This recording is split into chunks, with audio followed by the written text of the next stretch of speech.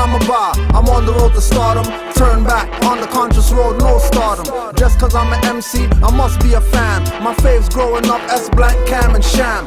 Intrepid styles, brass tacks. The whole Flemo Park, can't forget our tracks. Big Daddy KNC, Scoob and Scrap. Express myself like Ice Cube, no Raiders cap.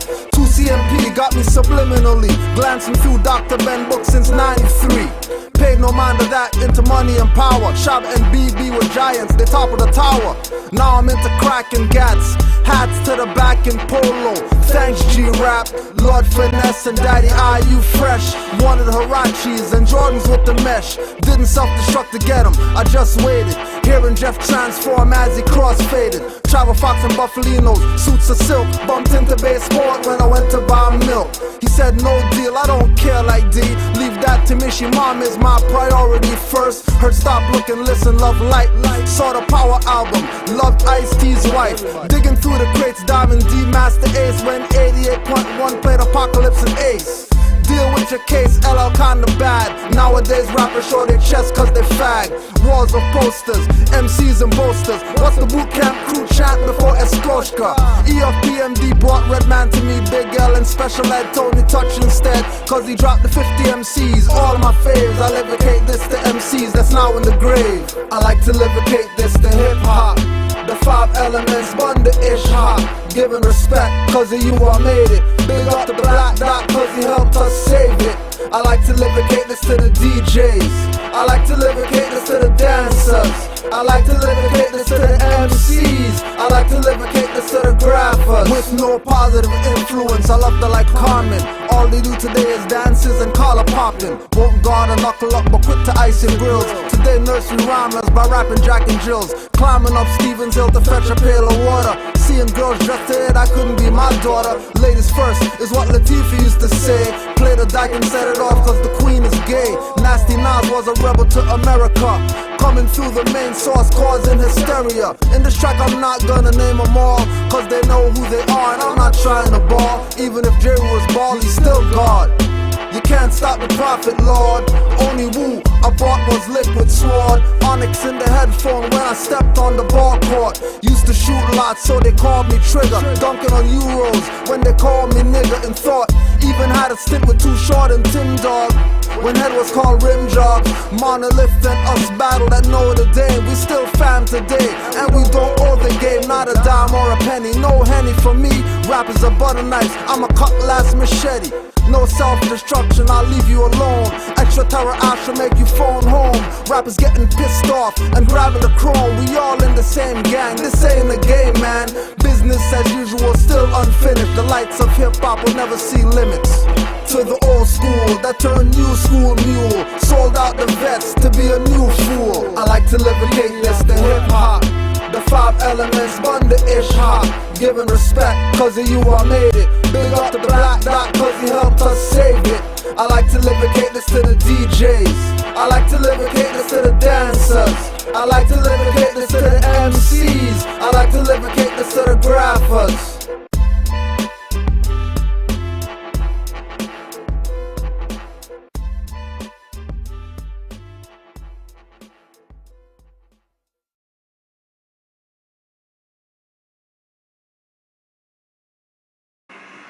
Let's rise and give our honors. Where's my book at?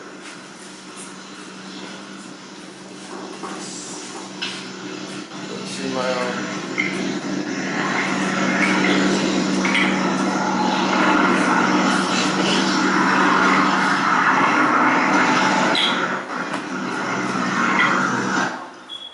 Five on the left, 2 on the right. Allah, the Father of the universe. Father of love, truth, peace, freedom, and justice. Allah is my protector, my guide, and my salvation. By night and by day, through His holy prophet, Noble Jew Ali. Ashe. Islam. Readings to be read every meeting.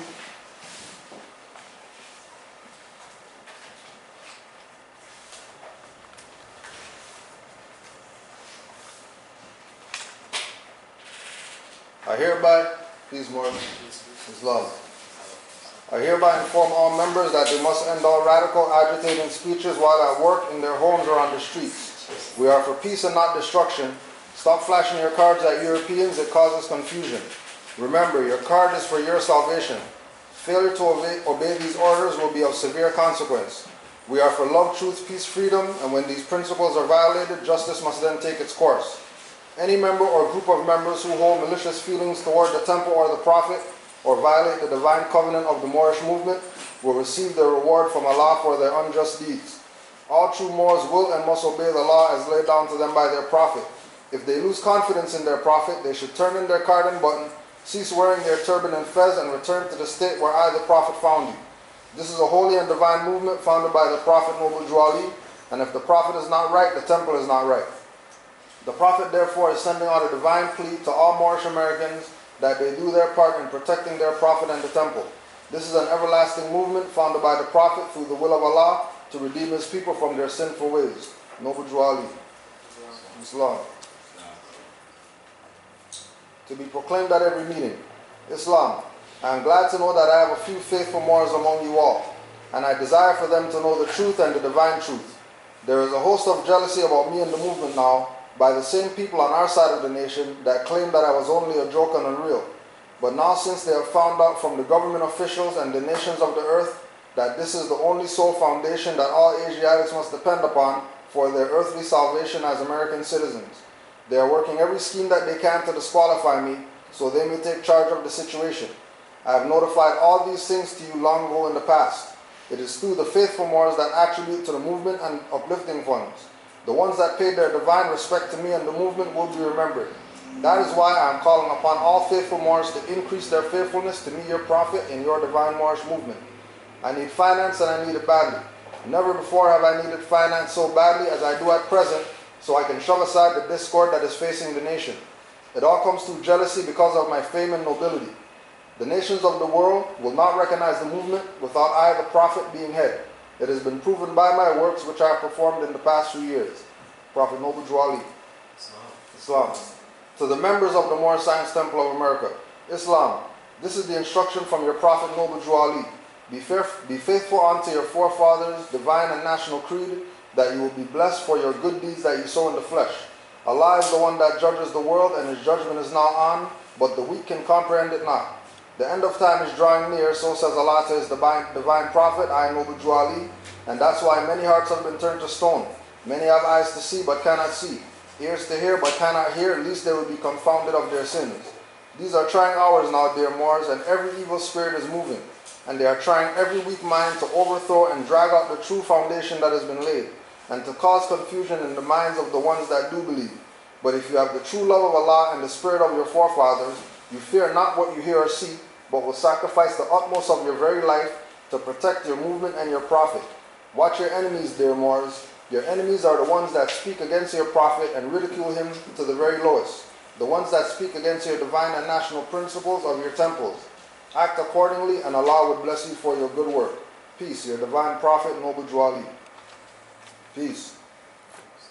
Islam, Moors.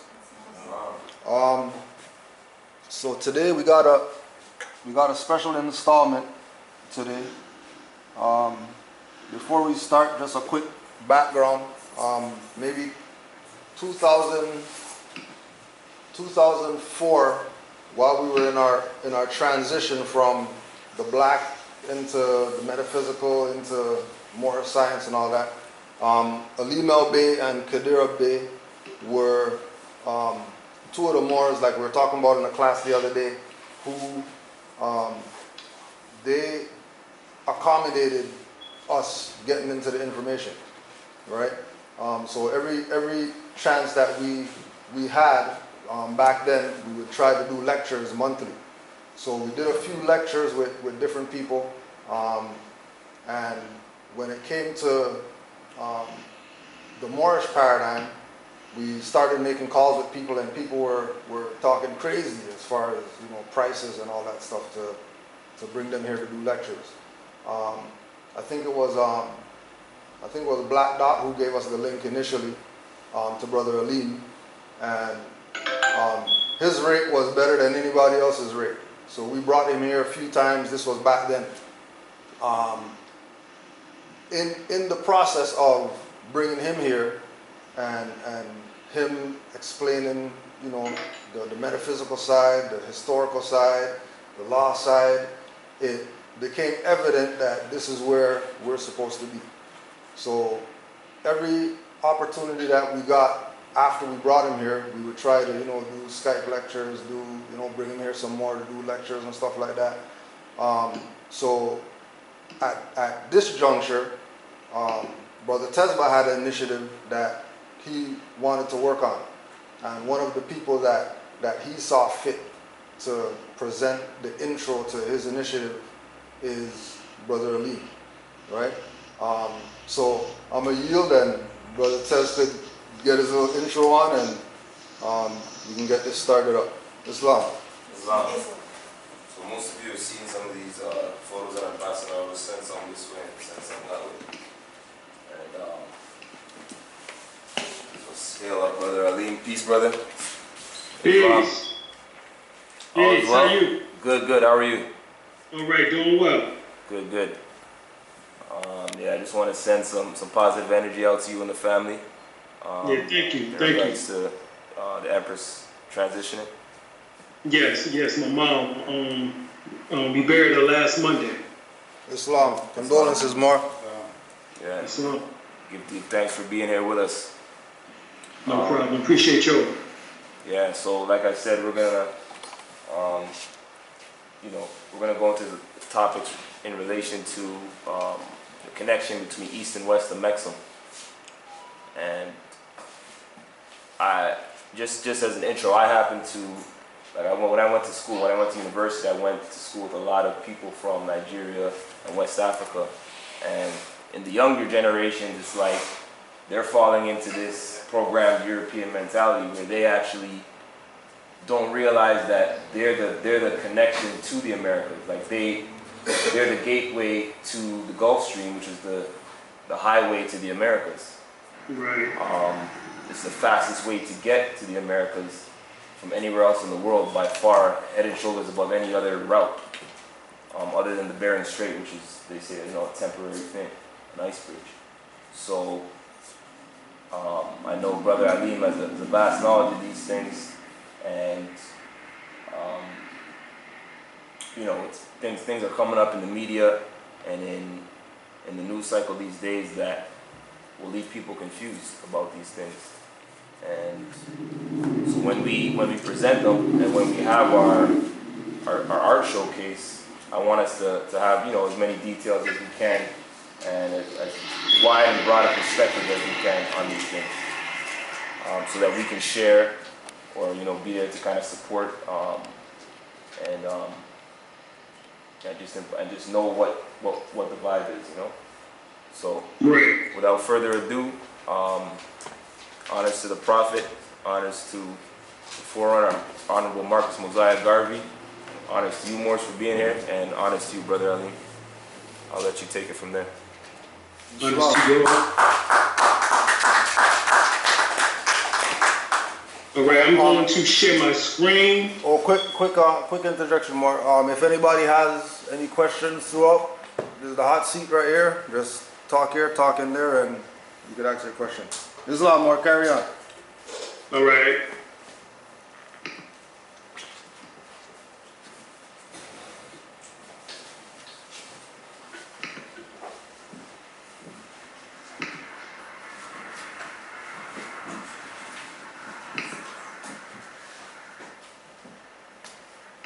If y'all can verify that y'all can see the screen, my screen.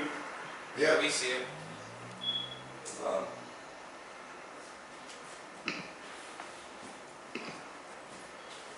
All right. I do want to talk about this right quick. We have a trip coming up next month, the end of next month, in which we will be going to the Pyramid Cruise. This Pyramid Cruise will be going to Cozumel, to Chichen Itza, as well as also to the Mayan Costa ruins, which has over 200 miles of pyramids there. This is in Mexico. We'll be going to also Roatan, the Bahamas, Honduras on this cruise. So definitely want to get that out. And if y'all do not have my book yet, The First World Order, a lot of the information I'm going to be going over today is inside of that book. All right, so with that said, let me begin. All right, let's look at this connection. Well, we get the book Forbidden Archaeology by Michael Cremo and Richard L. Thompson, and also the other book called The Hidden History of the Human Race. In both of these books, they speak about the fact that there are some very unusual archaeological finds, and I'll get to those finds in a minute, but they harp on the fact that at one time all of the continents were together, one landmass, similar to the landmass that you see right here. All right? As you see, the United States bridges or connects right on top of northwestern Africa. All right? And as you see there, the area that they refer to as Morocco and Mauritania runs along the coast from Florida all the way up into Maine, New Hampshire, Vermont area. So the whole eastern seaboard basically runs along Mauritania and Morocco.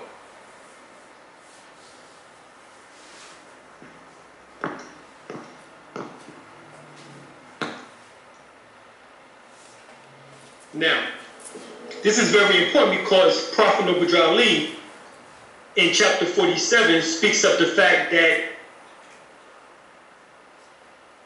there was one landmass, we refer to it as Pangea or Asia, which means body, hence the term Asiatic, Asian, Caucasian. We are all Asians.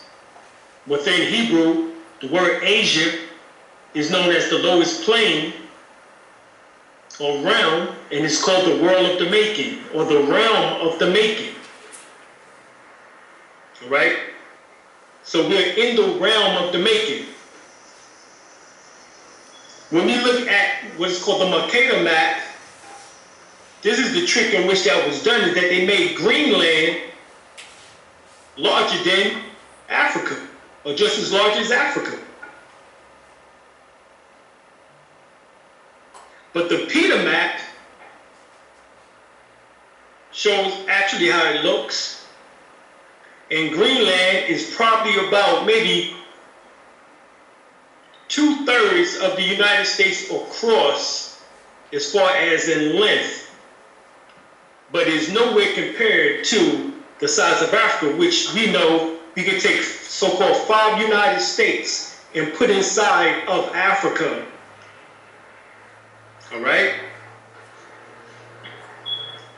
And another trick that they have done is that really this is the way in which that we should be looking at the world. And what they refer to as east and west will actually be reversed, north and south will actually be reversed in that sense. And I'm just saying this because we're going to get to some other things in which that becomes very disturbing. But the various articles and books mentioned also testifies to the fact and proves beyond a shadow of a doubt that we are the oldest indigenous and the most indigenous people on planet Earth. The following information, all right, basically has been hidden from us as a whole. So this following information is basically for the said white supremacist racists that will say, unquote, the revised history that 99.9% of the said black Americans descended from Central West Africa, which we did, but not the majority of us 400 years ago, right? Which I'll document to a much deeper level. But this occurred in several impacts over a course of 600 million years, and this is what the book speaks of, Forbidden Archaeology, the Hidden History of the Human Race, is that we were in said Africa. Now, we did not come from Africa in that sense. We're talking about off-world, all right? And I won't get into that, but Crematoir did make this statement. If you read the Zulu Bone Oracle, he stated that the said Moors, originally, before we came to Earth, existed on the red planet, which would be called Mars. All right? This is where Richard Smith gets into his information about the word Moor in Mars, you know, that type of thing. But I won't get into that. You go and do your research. I believe that you can find Richard Smith's information, Rick Smith information on YouTube. When he speaks about that, he has a book where he goes into that information. But that is verified by Crematoir. All right? Now, the same white supremacist races cannot dismiss the scholarly information that we're going to present here, nor can they explain the following data. Allegedly, 5 million to 20 million slaves arrived in America between 1540 and 1850 over a 310-year period, according to United States history books and Emory University. However, if you look at the following facts of published material, we are living under another ideological part of American revisionist history. Also, the following undermines the whole breadth and depth of what is written in American history books. By using simple calculations, mathematics, the following information can be asserted. Over a period of 300 years, it is fair to say about 60,000 slaves were transported annually to the Americas, or has the transportation of slaves to the Americas been one big myth. The largest seagoing vessel carried about 400 slaves, but not all of the ships were that large. Time of passage was 3 to 4 months. This means 20 vessels, ships per year would have traveled carrying 300 people. One ship could make 3 voyages or 3 passages per year. The transatlantic slave trade database say that there was 1,100 to 1,400 voyages made over a 300-year period. If this is the case, and each ship carried 400 people total,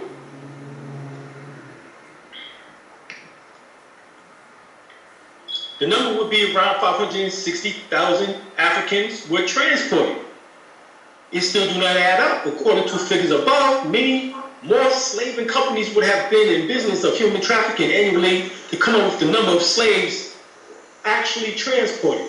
But the published material listed only 3 major companies that dealt in the slave trade and were given a 31-year monopoly by the British government via the Vatican. All right? The Royal Avenger later named the Royal African Company Excursion, which we get the word race from, which is not spoken of. Race is an acronym for Royal of African Company, all right, established, or excursion, all right, R-A-C-E, race. So it was one in the same company. Independent companies engaged in slave trades, but there were only 3 main companies engaged in human trafficking. The Guinea Company, at its height, had 15 ships between 1618 and 1650. The Guinea Company also dealt with gold, dyes, and other things other than just human trafficking of slaves. British, French, Dutch, Danish participated in human trafficking. Statistics did not have not taken into consideration the Portuguese ships that sailed at the same time. But from what is out there, the Portuguese and Spanish transported around 81,000 slaves to the Americas. You can get this from Slave Statistics by Hugh Thomas, published in 1997 by Simmons and Sussman. All right? The statistic states only 0.05% or 1.5% of all indigenous people of North and South America are in existence as a result of Christopher Columbus and his European travelers' conquest. 95% was massacred by Columbus and his European crew shortly after 1992. Around 1900, it was thought that Native Americans were on the brink of extinction, with only 250,000 left. Here in the most common sentence question asked by Moors: what water distillation process did the Europeans possess? Because the cargo was precious and the need of survival was extremely high. It was a 3 or 4 month voyage with approximately 200 aboard. You would have to give fresh water weekly, because the average person can only go without water for about a week and a half to 2 weeks. How did they survive? How much fresh water was taken? Not knowing how many said Africans were going to be catch. It is nothing more than revisionist history. If this is not true, then explain why said blacks were not allowed to read and write for over 100 years, from 1740 to 1863. In the so-called southern states, of course, there are, exceptions. I suspect to rewrite our heritage into history, its story. In the 1800s, there was no schools in the southern states of America. All right? 100 pounds, current money. If you read Black Washington, Nation of America, blacks also own miles of U.S. pre-Columbian land by Paul Barton. He states this: one of the saddest aspects of the enslavement in the Americas, particularly in North America, is the fact that all forms of education was denied us and still is today. Blacks were forced to remain ignorant and told that they had no history or culture. Well, here's the problem. Most African Americans are still void of historical knowledge, particularly of their ownership of land right here in the United States. Blacks own actually more of 1 million square miles of land in the Louisiana Territory and the southeastern Florida region, as well as California. In all these areas of land of the United States, there were said black African American nations before Columbus, who would be targeted for enslavement due to the papal edicts that gave the Christian nations of Europe the go-ahead to make slaves of all descendants of Ham found in the newly discovered land. This fact cannot be denied. The essence on said black civilizations of ancient America, published as a great book, is called Susu Economics, The History of Pan-African Trade, Commerce, Money, and Wealth, tells a reality of this. While many of the African ancestors were kidnapped in Africa, many were Africans who came from West Africa, had a number of kingdoms and empires in the southern part of the United States, and who was captured and had their land taken and their people stolen, sold into slavery. These Africans were direct so-called black ancestors, and there had a continuing connection with West Africa, which included trade and commerce on the very eve of the invasion of the Europeans to the Americans. Right? This is Sex and Race by J. Rogers, Volume 1. You can also get They Came Before Columbus by Ivan von Sertima. Now, I'm using the terminology that they have written in their book, so you don't have to go, into the term black. We understand what that means. It means civilis mortuus, dead in the eyes of the Lord. But this is the terminology that they're using from the books. So here, Empress Vadiasi Gaston Turner El Bey, she speaks of the return of the ancient one, that 85% of the so-called blacks here in the Americas were already here before the slave trade. Only 15% of blacks arrived 400 years ago from Africa. We all come from Africa, all right? But once again, as Forbidden Archaeology states, we talking about over 600 million years ago. The European, or Albion, just got on the planet 6,000 years ago. So we've been on this planet nearly as long as the planet been here, because 2.8, almost 3 billion years ago, there was people, humanoids, in Africa, or what is now called Africa. And at that time, we're talking about when all the land masses were together. So we're talking about Pangea, if you want to know the truth of it. But there is a suppressed history of blacks being a global people. Pangea proves that all the continents were connected. So migration to and from Africa and to other places was simple and easy. All right, get also Ra expeditions. Ra expedition proved that the ancient Egyptian sunboat was capable of global travel. Additionally, temples have been built and named after Egyptian gods, and hieroglyphics or metrometrics have been found in the Grand Canyon. In Oklahoma in the 1800s, the stele of the pharaoh Akhenaten, who was known as Amenhotep IV, aka Moses of the Bible, was found. Get the book, The Ice, The Ultimate Disaster by Richard Noon. Also in the book, America BC, right, by Barry Fell. There is a alabaster egg of a cartouche of King Tut found in Ohio. Therefore, you may ask what other impacts have occurred throughout the millennium.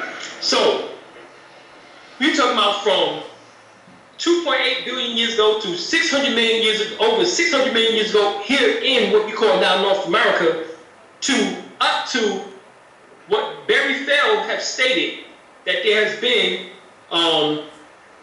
King Tut cartouches found in Ohio, Idaho.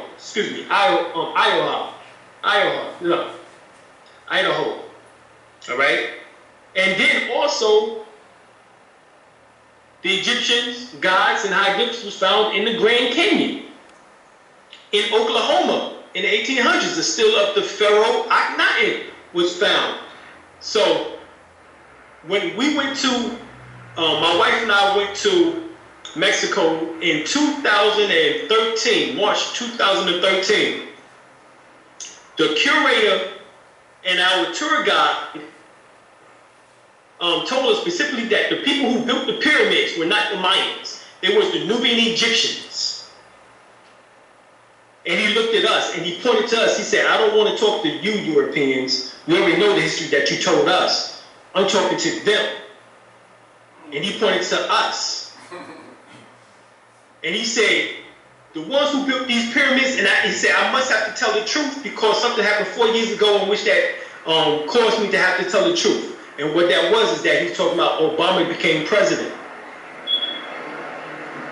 And I shouted that out. And so he said that the people who built these pyramids were the Nubian Egyptians. They were not the Mayans. And he said, I can say this because I'm Mayan. So, this goes to prove that Mexico and the pyramid guides there, tour guides there, know this information, that it's the Nubian Egyptians who not just built the pyramids here in the Americas, but all around the world. Okay? So, because they're from Africa, as they say, no, what we found out is that the Egyptians originally was here in the Americas 39,000 years ago. And they left from here, from the interior of here, all right? Because remember, we said they had ships. So if you get Ra expedition, they had the ancient Egyptian sunboats that was capable of global travel. All right, so they would travel back and forth to be with their families that was here in the Americas, as well as where they set up camp at later on in Africa. All right. Now, according to United Nations definition of indigenous, Those people having a historical continuity with the pre-invasion and pre-colonial societies consider themselves distinct from the other sectors of societies now prevalent in those territories or parts of them. They form at present non-dominant sectors of society and are determined to preserve, develop, and transmit to future generations their ancestral territories and their ethnic identity as the basis of their continuing existence as people in accordance with their own cultural patterns, social institutions, and legal systems. Now you get the Inter-American Declaration on the Rights of Indigenous People, September 18, 1995, it says this: in this declaration, indigenous people are those who embody historical continuity with society which existed prior to the conquest and settlement of their territories by Europeans, as well as peoples brought involuntarily to the New World who freed themselves. So that 15% of the African blood that was brought here over the last 400 years ago, mixed in with the 85% that was already here, as the Empress said. And that still makes them indigenous, according to the Declaration on the Rights of Indigenous People, or the Inter-American Declaration on the Rights of Indigenous People, coming from the United Nations. Because it says right here, as well as people brought involuntarily to the New World who freed themselves. So they did bring some of us here. About 15% of our genetic bloodline come from Africa 400 years ago. However, we would not be African Americans, we'd be American Africans then, if that was the case. And then Europeans who state, according to anthropology and archaeology, that we all came from out of Africa. Then they too would be African Europeans then, African Asians. But how come they don't put African in front of their name? Because there's still a way in order to take land from us and to say that they just brought all of us here over the last 400 years. Or over the time of the transatlantic slave trade. But it says right here, in this declaration, the indigenous people are those who embody historical continuity with societies which existed prior to the conquest and settlement of their territories by Europeans, as well as peoples brought involuntarily to the New World who freed themselves. See, that 15% that mixed them with the 85% still made them indigenous to this land map. Why? Because where is it when you put 15% of cream in coffee that it becomes cream? It's still called coffee.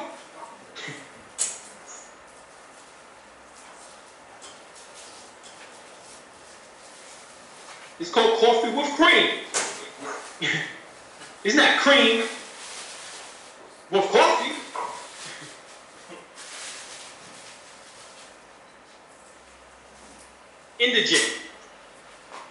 Indigenes.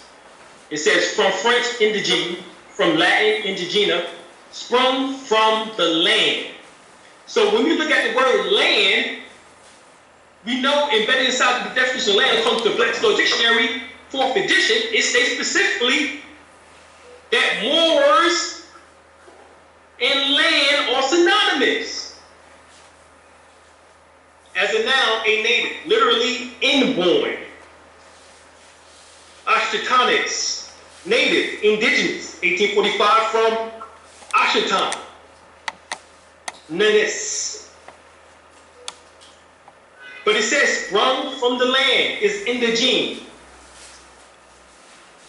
And we're going to show you, as we say, it all correlates. And we know Article 6 of the United Nations Declaration of Rights of Indigenous People say that each indigenous individual has the right to a nationality. Indigenous people, number 9, indigenous people and individuals have the right to belong to an indigenous community or nation in accordance with the traditions and customs of the community or nations concerned. No discrimination of any kind may arise from the exercise of such right. All right? 13, it says indigenous people have the right to revitalize, use, develop, and transmit to future generations their histories, languages, oral traditions, philosophies, written systems, and literature, and to designate and retain their own names for communities, places, and persons. Right? Indigenous people, Article 33, indigenous people have the right to determine their own identity. or membership in accordance with their customs and traditions. This does not impair the right of indigenous individuals to obtain citizenship of the states in which they live. Indigenous people have the right to determine the structure and to select the membership of their institutions in accordance with their own procedures. All right? So, Universal Declaration on Human Rights, Article 15, everyone has the right to a nationality. No one shall be arbitrarily deprived of their nationality, nor denied of the right to change his nationality. So since the United States is a United Nations Council member, then this treaty is law. And it's international. And it correlates to the Article 6 of the Constitution, which it states that the treaties are the supreme law of the land. It also supersedes the Dred Scott case decision. All right? And this correlates also to Canada, or Canaanland, where we know that Canada, the corporation, is incorporated in Washington, D.C. You know, Executive Order 11490, October 19, 1969, the King Alfred Plan, later on called the Rex 84 Plan, which was signed into order by Ronald Reagan, Silent Weapons for Quiet Wars, states specifically that this report is now in preparation. There will be many states or cities. There will be many cities where the minority will be able to put into the streets a superior number of people with a desperate and dangerous will. He will be a formidable enemy, for he is bound to the continent by heritage. Right? That's the key word right there. And knows that the political asylum would not be available to him in other countries.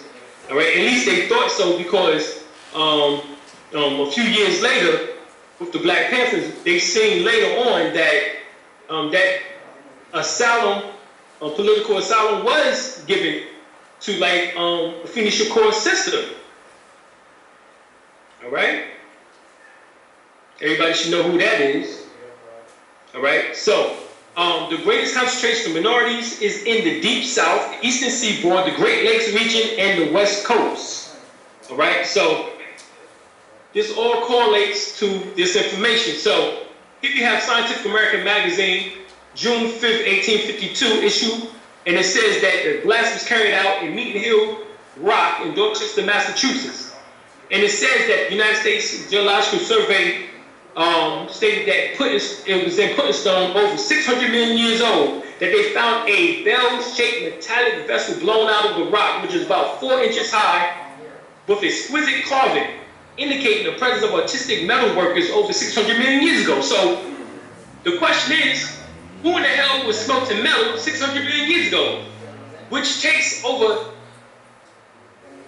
1,200 degrees to even do. All right, so here are some examples of this, of us being on planet Earth before the continental drift happened. If you go to Antelope Spring, Utah, prints of a man wearing shoes in which that the left foot has trodden on the troglodyte, a creature of 440 million years ago. All right, St. Louis, Missouri, footprints in Premium Rock over 200 million years ago. Berwick, Kentucky, footprints in Pennsylvania Rock, 200 million years old. All right, Persian County, Nevada, a shoe print showing evidence of a well-cut and double-stitched leather sole in Triassic limestone, 160 to 195 million years old. Right? Now, everything I just said so far is before the continental drift occurred, at least for that last one, which is 160 to 195 million years ago. But from 200 to 440 to that 600 million years ago, all the land masses was together at the time. Glen Rose, Texas, footprints in Cretaceous rock, 70 million years old.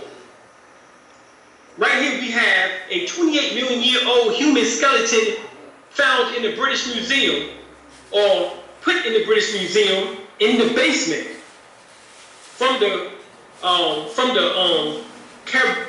Caribbean island of Guadalupe. All right?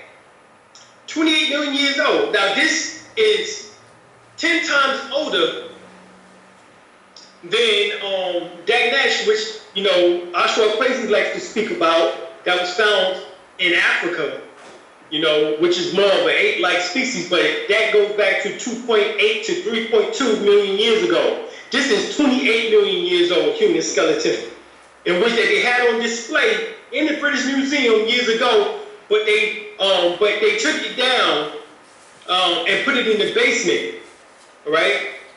When my wife and I went to the British Museum in London, the curator of the museum, he wasn't the head, but he was one of the curators. We asked him, can we go down to the basement? We would like to see what they had. The head curator at the time was not there, and he said what he could tell us is that 80% of what is above, 80% is below in the basement. Only 20% is above that we was able to see. So we was looking, and we was like, damn, is this 20%? I can imagine what the other 80% is. Wow. Of what they have in the basement of the British Museum. And this is just part of what they have. All right?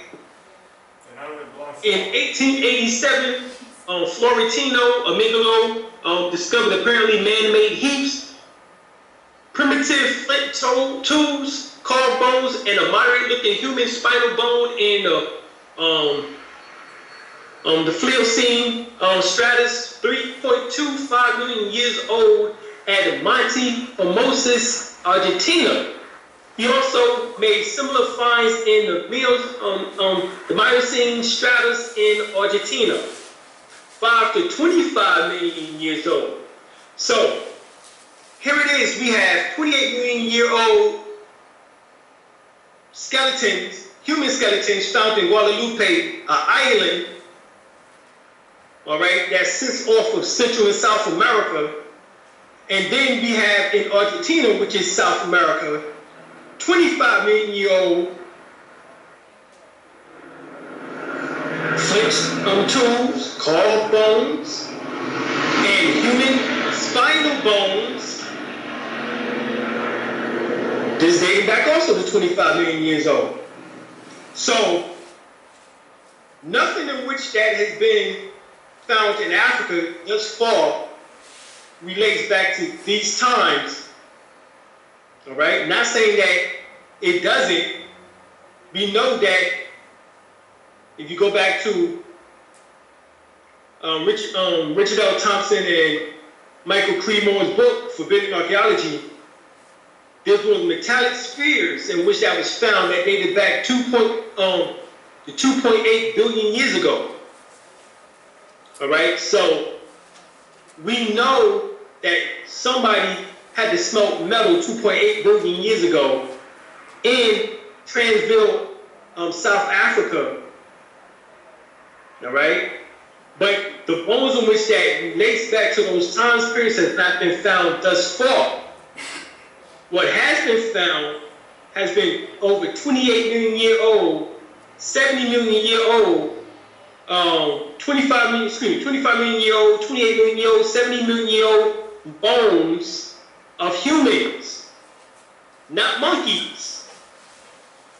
In fact, 25 million, 28 million, and 70 million years of these bones being found was all before the ape species. The ape species did not come into existence as we know it until 20 million years ago. So there's nothing that can be said about us coming from apes. We existed before the goddamn ape species, as I've shown and have proven. Between 1894 and 1921, mineralogists and archaeologists William Nevin discovered ancient cities in Mexico that dated back to the beginning of the Pleistocene era, which was 2.5 million years ago. So they're talking about a monkey coming from out of Africa 2.8 million years ago, as compared, which they call Dagnash or Lucy, right? Raymond, can't remember his name, Raymond, he found it. But here it is, 2.5 million years ago, They had cities in Mexico. Some cities was built further into the Tertiary era beneath volcanic ashes. Nevins rediscovered over 2,600 stone tablets, as well as modern human skulls that show negroid genetic markers. Nevin's Jaguaro collection is now in the American Museum of American History and the Peabody Museum of Harvard University. But 2.5 billion years ago, cities in Mexico. This is before the Olmecs, who they claim was only in Mexico 5,000 years ago, but they do tell us that all of the Native Americans came from the Olmecs being the oldest Native Americans in modern day time. But here we have cities that was built 2.5 million years ago in Mexico. So we know that Olmec's not the oldest, but obviously they are still genetically connected, because it says that these human skulls shows negroid genetic markers. Okay? Through the United States Geological Survey, we have a team led by Virginia Stein McIntyre in 1989. Human habitation was found existing in Mexico for at least 250,000 to 350,000 years based on human artifacts and stone tools tested at the Helico site near the city of Puebla. Shortly after the date of this site was made public, the head of the Mexican Archaeological Department of the Mexican government became very upset at the ancient dates, and ordered the Mexican army to close the site and confiscate all artifacts. Stein McIntyre was told to change the dates and take a zero off. I say zeros. So, but she stood her ground and jeopardized her career. All right. So if you would take a zero off, then it would be 25,000, 35,000. No, it was more 2,500 to 3,500. It would have been 2 zeros in which that they would have accident take off, because that would have correlated to the time in which that they would say that's the time of the Mayans. All right, things your DNA company forgot to tell you. Neves further pointed out that the Aboriginals found in North America resemble what currently can be described as African Americans. All right, so he's telling you right there that the Aboriginals of North America resemble what they now call African Americans. Why? Because they're one and the same people. Right? And of course, Canada, what they call the United States, and Mexico, that's North America. Right? So as unresolved morphological position between moderate South Pacifics and Europeans. Researchers from Spain, Mexico, and Argentina wrote an article which also acknowledged that the Paleo-Americans did not look like modern American Indians. Now, we just talked about Argentina. All right, we just talked about Argentina. Where was the bones found? In Argentina. They like 25 million years old. And here it is, those in Argentina saying they do not look like the Mongolian looking type of Indians that they now refer to as. Well, who do they look like? Oh, they told you. They said it looked like the Aboriginals found in North America resemble what can be now described as African Americans. So that means that this was your ass back in 25 million years ago here. This was also your ass 28 million years ago here. This was also your ass 70 million years ago here. 160 to 195 million years ago, 200 million years ago, to 440 million years ago, to 600 million years ago, right here in the goddamn Western Hemisphere, as they refer to it as. That's what this means. Right? According to Seuss Economic History of the Pan-African Trade, Commerce, Money, and Wealth, these blacks found in the Americas 1 book library states that the mound builders, they were dark-skinned, woolly-haired blacks who were indigenous, native to North America, kin to the Olmecs of South America. The Olmecs and Washington, black Californians, Yamasee, Californiani, and other pre-Columbian blacks to the Americas were part of a prehistoric trade network that began in Africa and spread worldwide over 100,000 years ago, and at various periods afterwards, as we've proven. So you want to know the connection between the Eastern Moors and the Western Moors? This is it. All right? Who lived in the Americas 50,000 years ago? This is Colonel James Churchward, the brother to Albert Churchward. All right? Who lived in the Americas 50,000 years ago? Well, let's find out. According to Dr. Albert Goodyear, all right, Dr. Albert Goodyear, what did he say? Leaving South America, Dr. Albert Goodyear, a South Carolina University professor, say humans lived along the east bank of the Sahara River 50,000 years ago. The 51,700-year-old North American site founded in the Allendale County, South Carolina, by the Savannah River is less than 30 miles from the Atlantic Ocean. All right? It says Goodyear holding the flint work by human hands at the 51,700-year-old level. That's what he's holding in his right hand. Right? In other words, somebody made that 51,700 years ago. But he says the evidence for the ancient African migrations came in multiple forms: skulls and skeletons, footprints in lava, campsites, genetic IMP174, and the dihaploid groups, linguistics, paintings, carvings, architecture, Egyptian writing. Egyptian writing? What the? Hold up. Egyptian writing? 51,700 years ago in the Americas?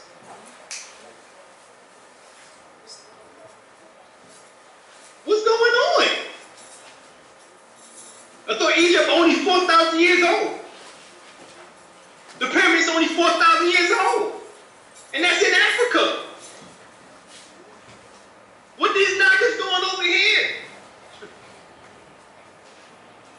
51,700 years ago. So Egyptian writings, artifacts, and structures. The data exposed the false premise that the first Americans came from Asia once and for all.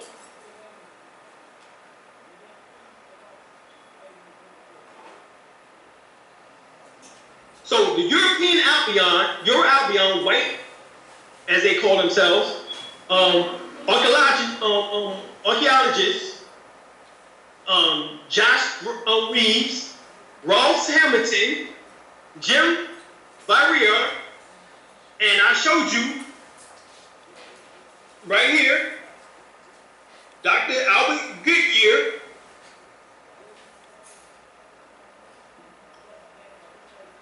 Virginia Stein, William Nevin,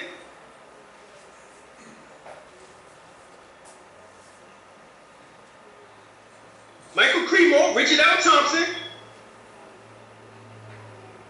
the United Nations, all these Europeans say that your asses was here first.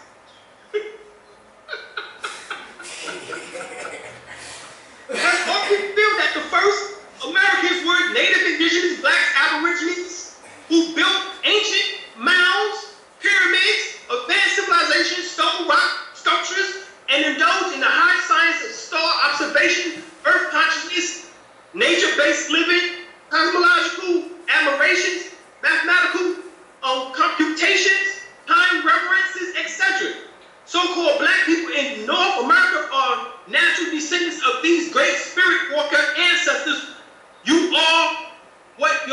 Indian forefather or foreparents were.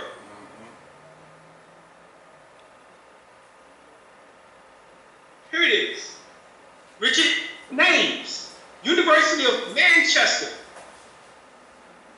He says that the face of the first American is a Negroid face.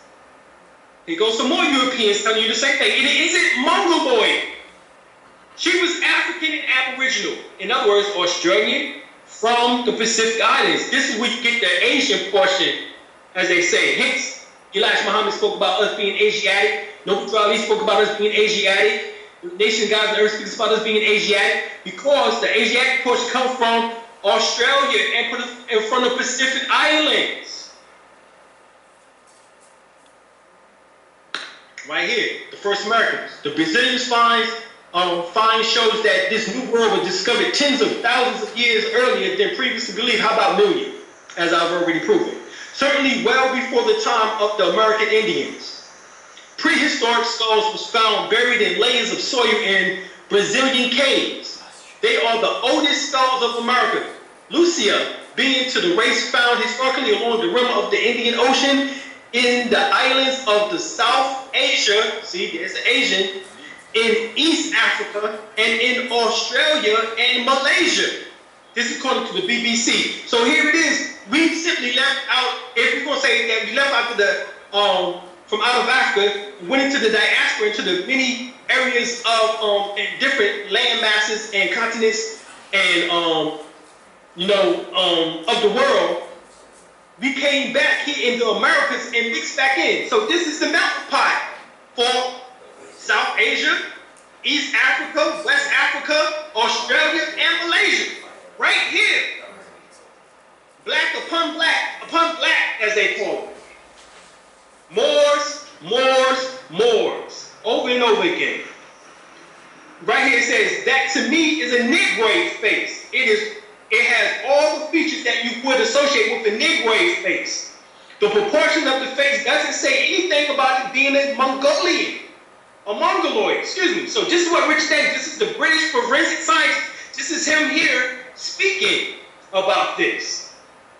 The first reaction was not to believe it, but as the results repeated so many times, and the results are exactly the same thing, the skulls are very similar to the Australian Aborigines and Africans, and no similarities at all with the Mongoloids in Asia, nor with American Indians. This is what Walter Naves, who is a Brazilian anthropologist, states. Europeans, all of them tell you who was here in the Western Hemisphere first. I just happen to tell you that it goes back to over 600 million years ago, which they won't tell you, because they want to keep you confined to maybe now, as you've seen, at least they went up to over 50,000 years ago. This is at least big. Dr. Albert Goodyear got us to at least 51,000 years ago. But as you see, there's many zeros in which that is taken off of that compared to 600 million years. All right, this is Lucia, as they refer to it. All right, so, all right, in the book Man, God, and Civilization by John G. Jackson, he says, I have seen a statuette of a Negroid in the archaeological collection of Mr. Ernesto Franco in Quito, Ecuador. According to the opinion of local archaeologists, this statuette is at least 20,000 years old. 20,000.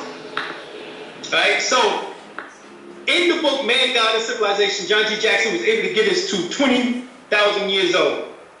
And he says that Archaeological black race in the Americas was either gradually mixed with the Indian ones or became extinct.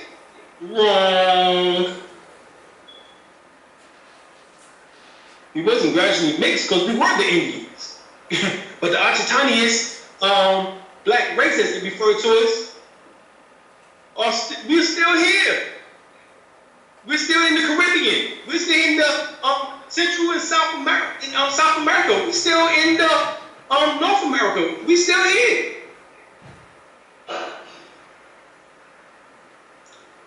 Negroes and Negroids were numerous in the New World. He says that though. 103 amazing facts about the so-called black Indians of the Western Hemisphere out mountain. Right? Right here today, I'm just reading that. It says, until recently, it was believed that the first humans crossed the Bering Strait around 12,000 years ago. Well, we know that we're way above that. To enter the North American continent, this view was never accepted by physical anthropologists who had found skeleton remains far older than 12,000 years old in South America. Today, archaeologists have found sites from Argentina, there we go, Argentina again, to Chile, that ranges in between 20,000, oh, they go 20,000 to 40,000 years old. Additionally, there was numerous sites in South America which are over 35,000 years old. These are sites in Prada, Furada, 45,000 BC, and Serra de Cabevera, 50,000 years ago. All right, this goes back to the time that we were just talking about with Dr. Albert Goodyear. Given the fact that the earliest data of the habitation of the Americas continent occurred below Canada in South America, suggests that the earliest American settlers came from Africa before the ice melted and the Bering Strait. All right? This is what it says. All right, I just had to blow it up for y'all can see. Hopefully y'all can see a little bit better here. All right, so right here it says, in very ancient times, the American continent was inhabited by Asians and African blacks. The oldest skull remains found in the Americas are of blacks. Marquise observed that it is good to report that long ago that youthful America was also a Negro continent. Negro continent. All right, he says it. That's just what it was. It was Negro continent.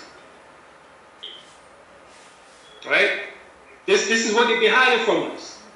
And Lannon noted that there was a possibility movement of Negritos from Ecuador into the Piura Valley north of Chicama and Vera in early times. In other words, in South America. So not only were we in North America,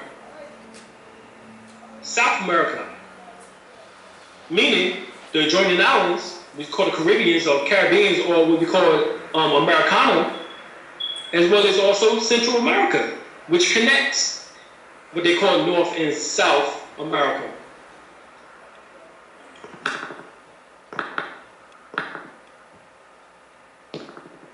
Get the book, The First Americans Were Africans. Documented evidence by Dr. Imhotep, PhD. There's some things I disagree with, and you can see why, because I go much further back to the fact that original Americans, might not necessarily have just been from out of Africa. But here we got the Paleo-American, a primer on the ancient American history by Nasir Ali. Right, and here he goes into what is a Paleo-American. He says it is the first Homo sapien to inhabit America, predated the Colvist culture. The prefix Paleo means ancient in Greek, so another way of saying Paleo-American would be ancient American. All right, Ancient American Magazine. If you don't have it, make sure you start getting a subscription to it, because it speaks a lot about us being here. For over 50,000 years, scientists have known that the Paleo-Americans predated the Colvist. One of the oldest Paleo-Americans ancestors dated back approximately 11,500 years before present. And at an archaeological site in the Lega Santa, Brazil, a female Paleo-American remains was uncovered in 1975. So they knew about Lucia since 1975. 1975. Why is it 40 years later, we just finding out about Lucia? 40 years later. All right?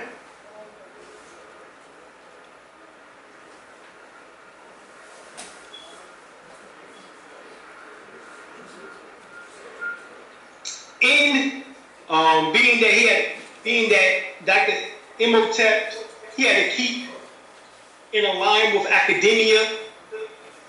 You know, these professors at these colleges always got to keep in line with academia. They can't go back like I've done, otherwise they'd be seen as a coup. But yet, not one person will deny the information in which that is in Forbidden Archaeology and the Hidden History of the Human Race by Michael Cleaver and Richard L. Thompson, which states these particular facts. But here, Imhotep says this. It says, in the first Americans were Africans, author and academic, Dr. David Imhotep, PhD, is bringing forth decades of research and evidence to present readers a comprehensive look into the history and identity of the first Americans, asserting the Africans were the first Americans and that they arrived 51,000 years before the Mongoloid or Mongolians. All right, so here it is with the 51,000 years, 50,000 years again.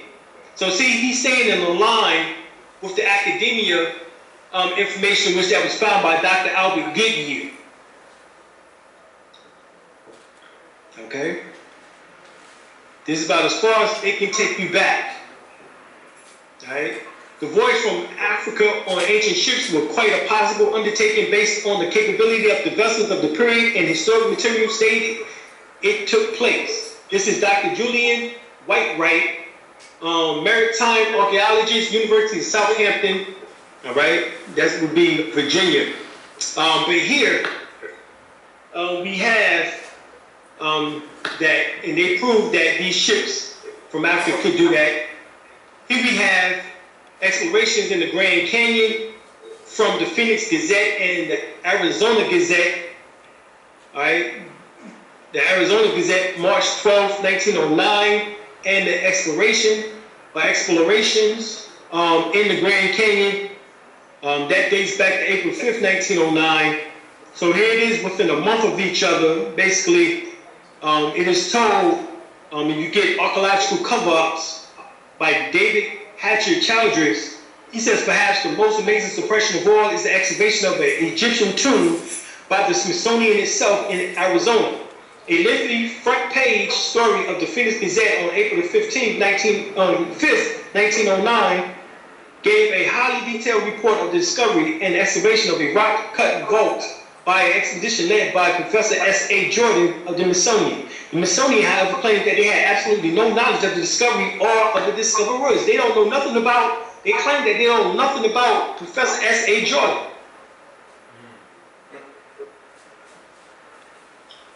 Ancient seagoing vessels used by the Egyptians and Nubians in ancient time.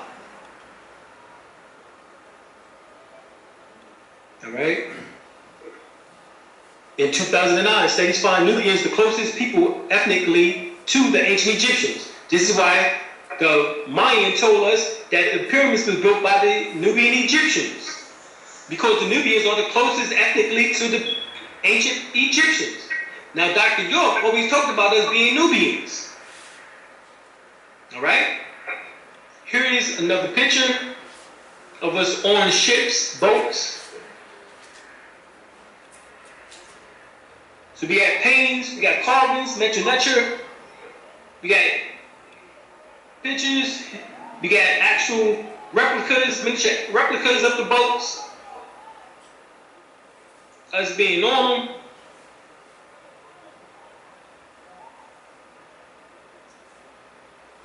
All right, storm over Egypt. In this book, it speaks about the fact that Egypt had crossed the Atlantic Sea in ships more than 10,000 years before the time of Christ. All right, that would be now over 12,000 years ago for us. They had built the world's largest cities in South and Central America and in Mexico. So right there, this verifies exactly what the Mayan told us when we went to Mexico in 2013. They had united those city-states into a nation that stretched from Brazil in South America to Mexico and into Africa. So hold up. They stretched it, so it was stretched from Mexico into Africa. Well, that correlates to the same thing that the Marines said. From the halls of Montezuma to the shores of Tripoli. That's Tripoli is in Libya, which is right next to Egypt. The halls of Montezuma is in Mexico down into Central South America.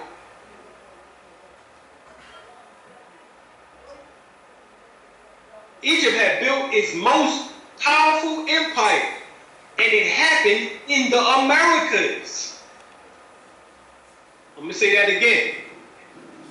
Egypt had built its most powerful empire, and it had happened in the Americas. This is why Professor Walter Williams, say that we are the Egyptians. Everybody is right and exact. The history proves it. This is the actual shit. Dates back to 3,500 years ago in Cairo Museum. But they can't find you to ship 150 damn years ago. But this ship is 3,500 years old. You know the Egyptians traveled the oceans. We have proof. Get the Ancient American magazine, Archaeology of the Americas before Columbus, and what it says. In the lower right-hand corner, it says an Egyptian presence in BC America. Oh, we go over to the left side. 40,000-year-old footprint in Mexico. Okay. Let's look at this. It's from Ancient Mystic Oriental Masonry by Swinburne Claimer. This is what he says.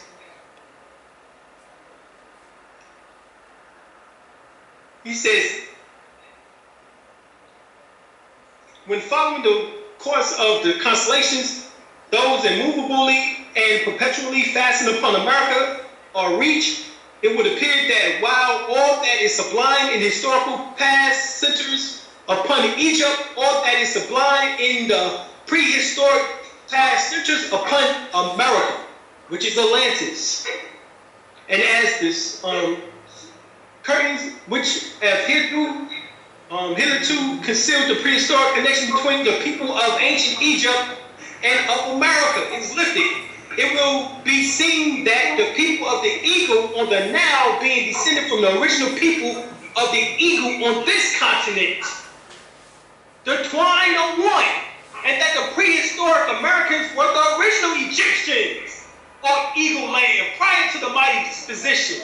In the days of the this is why Prophet Noble say he's an ancient Egyptian adept. An Egyptian adept. You see how all this shit ties together? In the days of Peleg, when the earth was divided and the great globe itself was nearly rendered asunder. This is when we talk about in chapter 47. This great earthquake caused the Atlantic Ocean.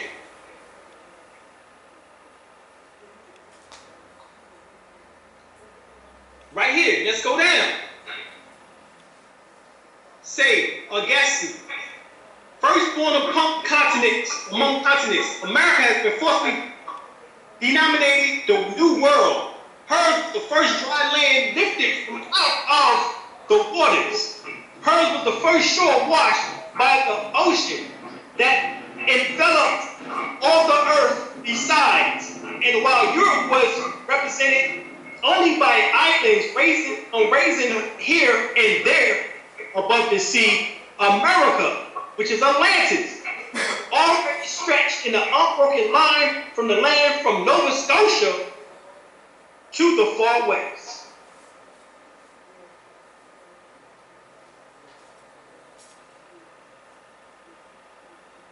So, we're not indebted to either ancient Egypt for either religion or masonry, but to America. It is a fact that at Memphis, Egypt, in the pyramids, under the guidance of the kings and mystic rites of masonry, were worked many thousands of years ago, but at this time, Egypt and the continent of America was one and the same. in the 15th century and repopulated in the 17th century was the recovered Egyptian and the Promised Land. Hold up. Chapter 47, Prophet says that we went to the Pharaoh and got permission to dwell in the land that stretched from West Africa all the way into Mexico.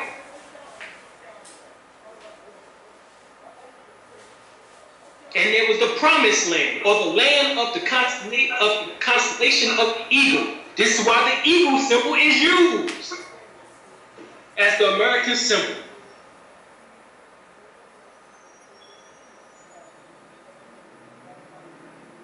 We know that the eagle is a Heru symbol. Kentucky itself, which we think we have found the remains of an Egyptian colony or nation, as in the case of the works and the catacombs of Lexington, is in latitude by 5 degrees north of Egypt, so that whether they may have visited America on a voyage of exploration, or have been driven on the coast against their will, in either case, it would be perfectly natural that they should have established themselves in that region. King Tut, Kentucky. That's where we get the King Tut. We told you earlier that King Tut was here. If you remember, King Tut was here.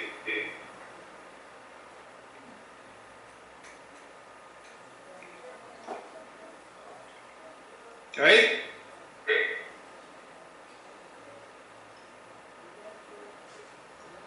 So an expedition from King Tut arrived here, and hence we get the name Kentucky.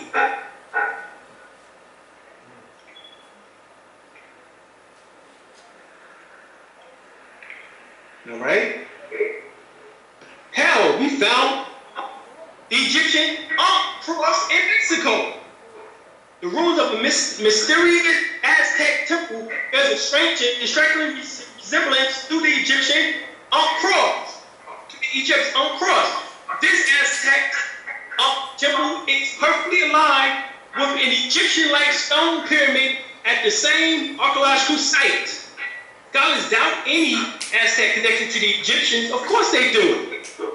I don't, because the Aztecs were Egyptians. Egyptian artifacts found across North America, from the Algonquin writings on the East Coast to the artifacts in the Egyptian place named in the Grand Canyon, are all signs for early arrival of the Americans by Africans. This is what David Imhotep speaks on.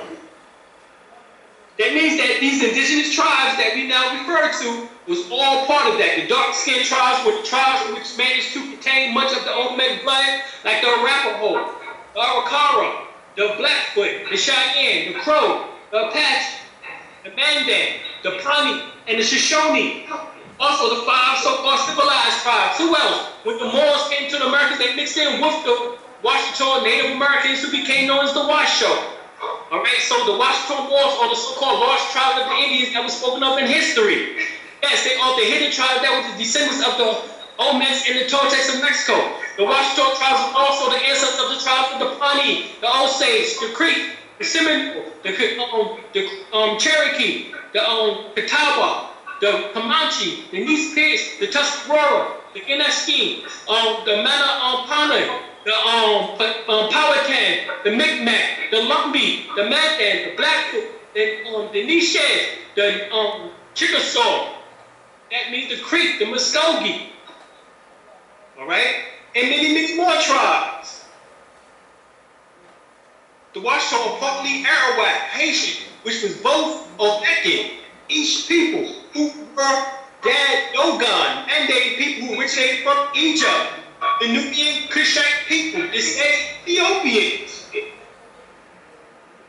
One of the same people. The misconception is that the Black Indians was never taken into slavery. This is not the case. Black Indians was also captured and sold into slavery along with their African cousins. The land of the Black Indians was taken: Louisiana, Georgia, Alabama, Texas, Oklahoma, Mississippi, Illinois, Florida, Delaware, Tennessee, Kansas, Iowa, Iowa, Indiana, all belong to the Washington Moor. The land was invaded by the French and the British, right? Now, Ancient American Magazine.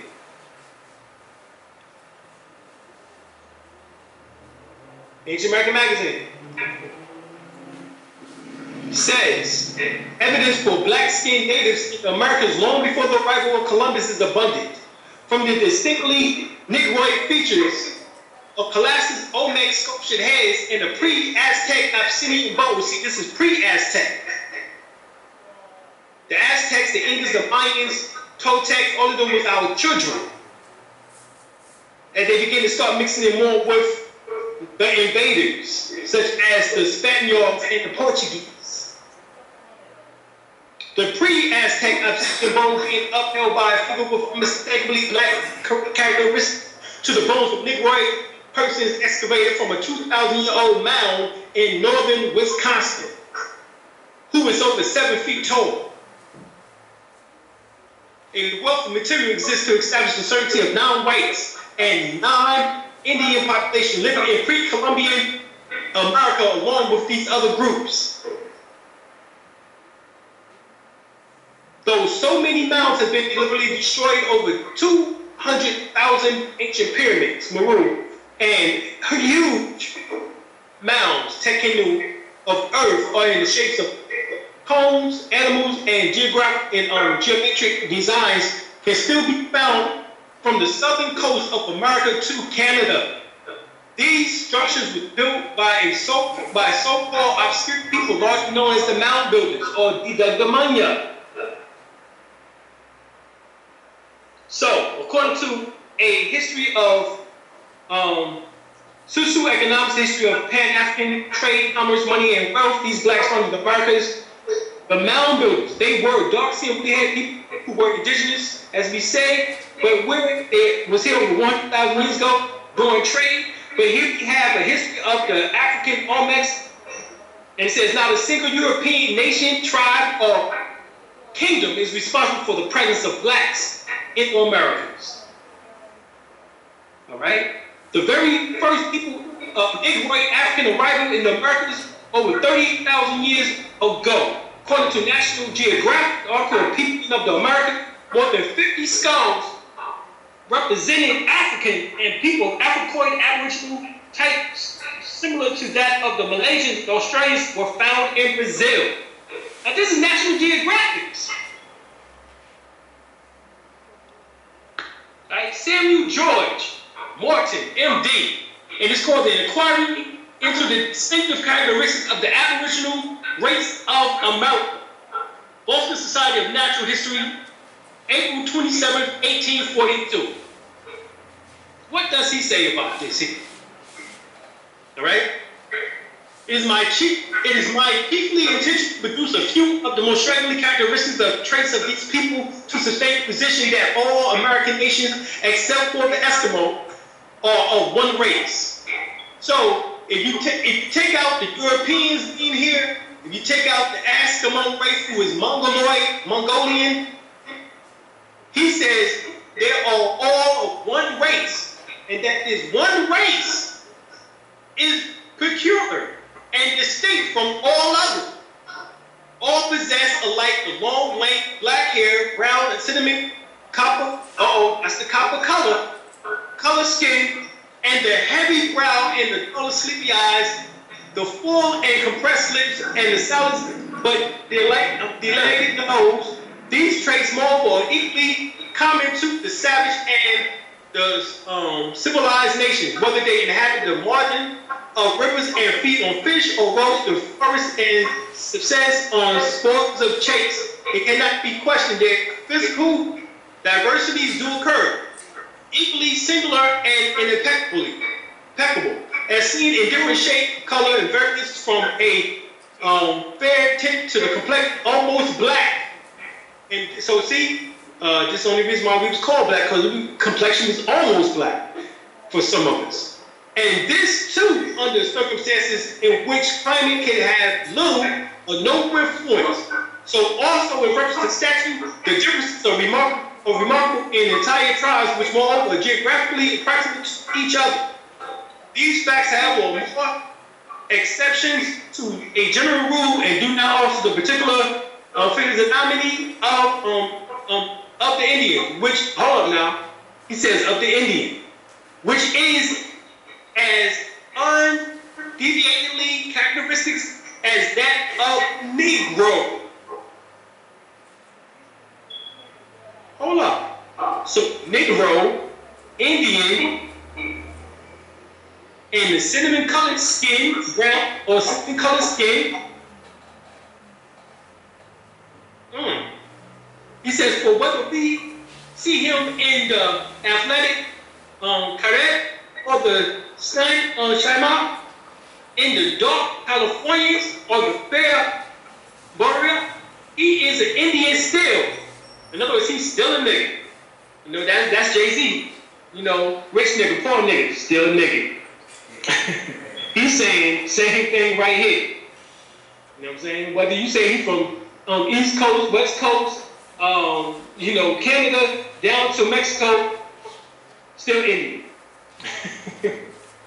In other words, still a Moor. And cannot be mistaken for being of any other race.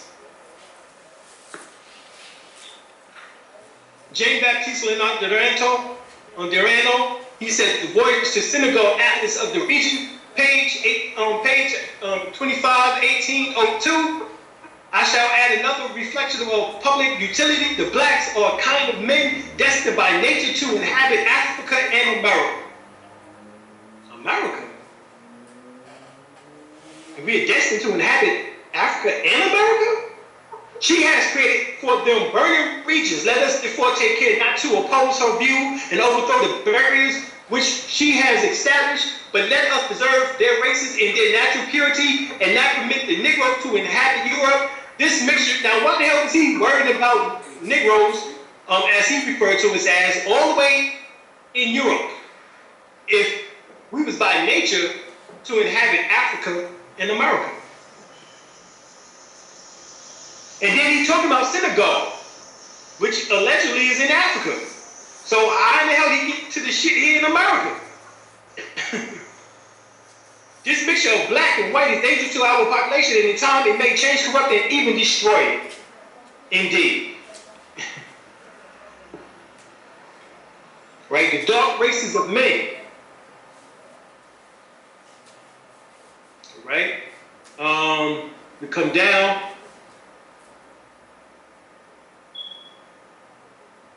It says here, they are confined to no particular zone, but spread as it were from pole to pole. Who he's talking about? From pole to pole. We're talking about the dark races. Matter of fact, how we know? Because we go up. We find the dark races still on Earth. Of their ancient history, absolutely nothing is known. So they know nothing about ancient history. I just told you some of it. But they know nothing of it. Nor does it matter in what region of the globe we first view them. They are confined to no particular zone, but spread as if it were from pole to pole. From the North Pole to the South Pole. From the Arctic to the Antarctic Circle. We are here. We was all around the world. We're global people. If the blacks be a dark race, then the dark races exist in Europe as a race. Asia abound with them. Africa has always been considered this stronghold, and unquestionably, from the Mediterranean shores to Cape Aleutian to thick lips of Cops, which is talking about Ethiopia, or Bosjamin of all shades, but the fair prevalent throughout. But it is in America, the last discovered by the civilized Europeans, where we find the stronghold of the colored race. From the land of the fire to the icebound polar sea, nature has darkened every race unmistakably. Damn, he had a rhyme on this. He had a rhyme. That was a rhyme right there. Cujo, you might want to add that into one of your lyrics right there. For real. Alright? He said, where we find the stronghold of the colored race from the land of fire to the icebound polar sea, nature has darkened every race unmistakably.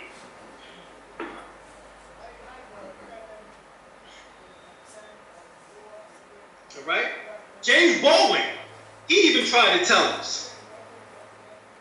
Around the age 5, 6, or 7, it came as a great shock to see Gary Cooper killing off the Indians. And although it was rooting for Gary Cooper, that the Indians are you. In case of the American Negro, from the moment you were born, every stick and stone, every face is white. Since you have not yet seen the mirror, you suppose you are too. It comes as a great shock around 5, 6, 7 to discover that the flag for which they have pledged allegiance, along with everybody else, has now pledged allegiance to you. It comes as a great shock to see Gary Cooper killing off the Indians, and although you are rooting for Gary Cooper, that the Indians are you. All right? James Baldwin, 1965, The American Dream and the American Negro. All right? Also, the other book, which is called The Dark Race of Men, this is by Robert Knock. Robert Knock. That's page 148. He reveals that information, right? So, like, this is a picture right here, the so-called Black Indians met by the Spaniards in Louisiana in 1543. The English don't like going by the term Indian, so we say the Washington Moors. We're Moors, all right? So the Moors, here they are meeting the Moors, right here, all right? When they came to Louisiana in 1543. The French.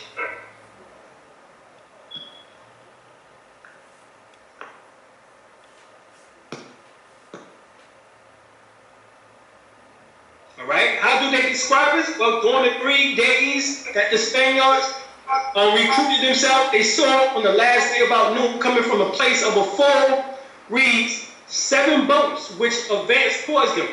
They saw in the first was a very large black Indian.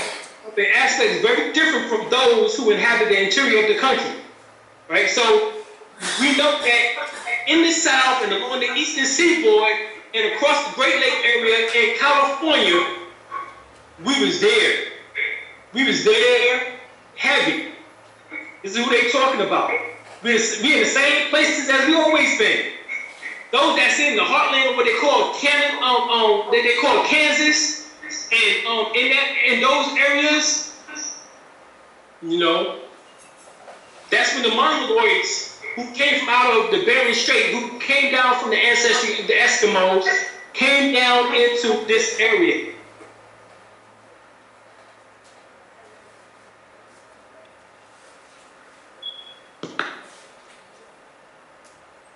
Right, so in 1539, the first ever land crossing of the United States was completed by Azina Moor. Moor. The Mary is the Moor, Azina Moor. A Muslim Berber, a Moor.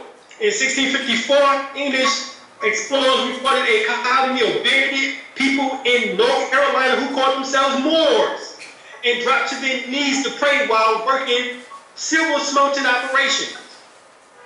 In 1670, Turks and Moors were excluded from slavery by the Virginia National Assembly. On March 3rd, 1753, Adel Panir and Mahomet petitioned in Arabic for their freedom from slavery in South Carolina. On June 28, 1786, a declaration of naval peace between the Moors and America was signed by Thomas Jefferson, John Adams, and who? Tahir bin Abdullah Finish Bey. He was the Bey. In 1787, a treaty of peace and friendship between the Cherokee and the United States was signed by Abdullah and Muhammad ibn Abdullah. But you don't know that these was Cherokee. That's what you didn't know. The Iroquois Confederation, who helped with the designing of the Constitution for the so-called United States of America. There is was Cherokee, but they was Muslims, they was Moors, they was Muslim. And they was Cherokee, just like Woodrow Ali. He was a Moor, but he was raised on a Cherokee reservation. He was Cherokee, a Cherokee Moor, Egyptian at that. Oh, we can't see the correlation? Well, we continue reading. And on January 20th, 1790, the Free Moor Act allowed Moors to be tried as South Carolina citizens rather than under the Negro Act. Islam was clearly thriving on this continent. You're just coming back into your own Moors of Islam, being a Muslim. We was already doing it.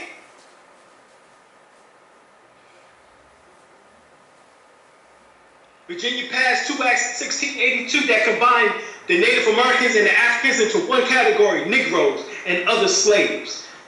Written records of the voyage of 1524 of Giovanni de Verrazano, and recorded in the letter of Francis I, King of France, July 8, 1524. Please note the description of the natives. They are dark in color, not unlike the Ethiopians.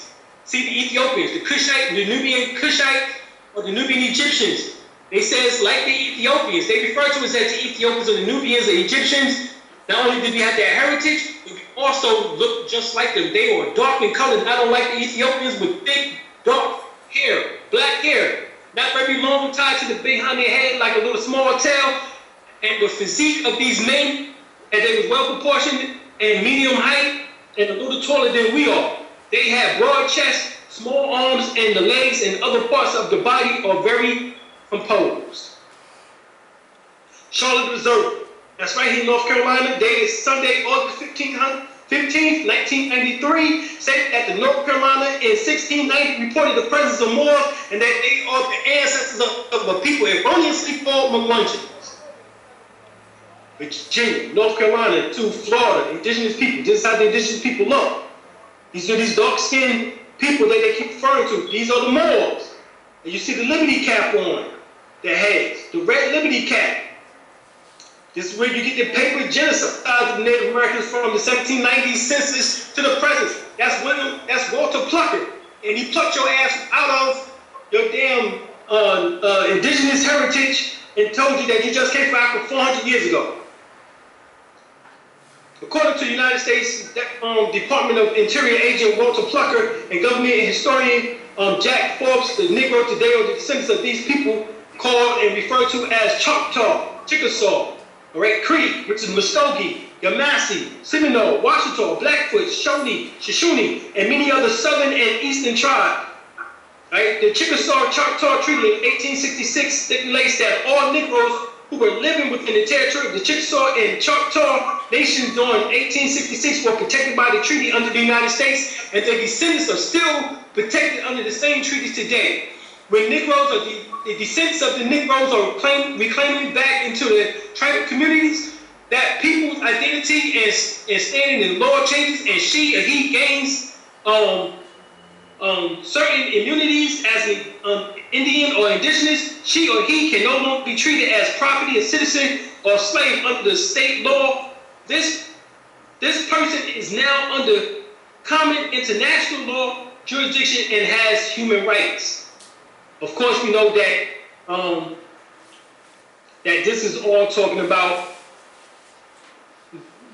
this paper terrorism, as we refer to it as. The paper terrorists were the Europeans. Now they got us reversed, talking about the Moors are doing paper terrorism. No, y'all motherfuckers did paper terrorism on us first. And here it is, all the way back to the damn 1792.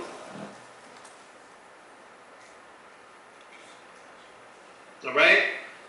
So, here it is. According to Richard Thornton, all right, some say that he's next saying that the Mayans were in Georgia. Well, Lizardo Langley, forensic geologist and historian, has found much proof of the Mayan Indians, slaves in South and North Carolina and Virginia by means of beliefs. Archives of beliefs counts thousands of them being sold into the Carolinas. My grandma was one. My grandma looked just like a Mayan.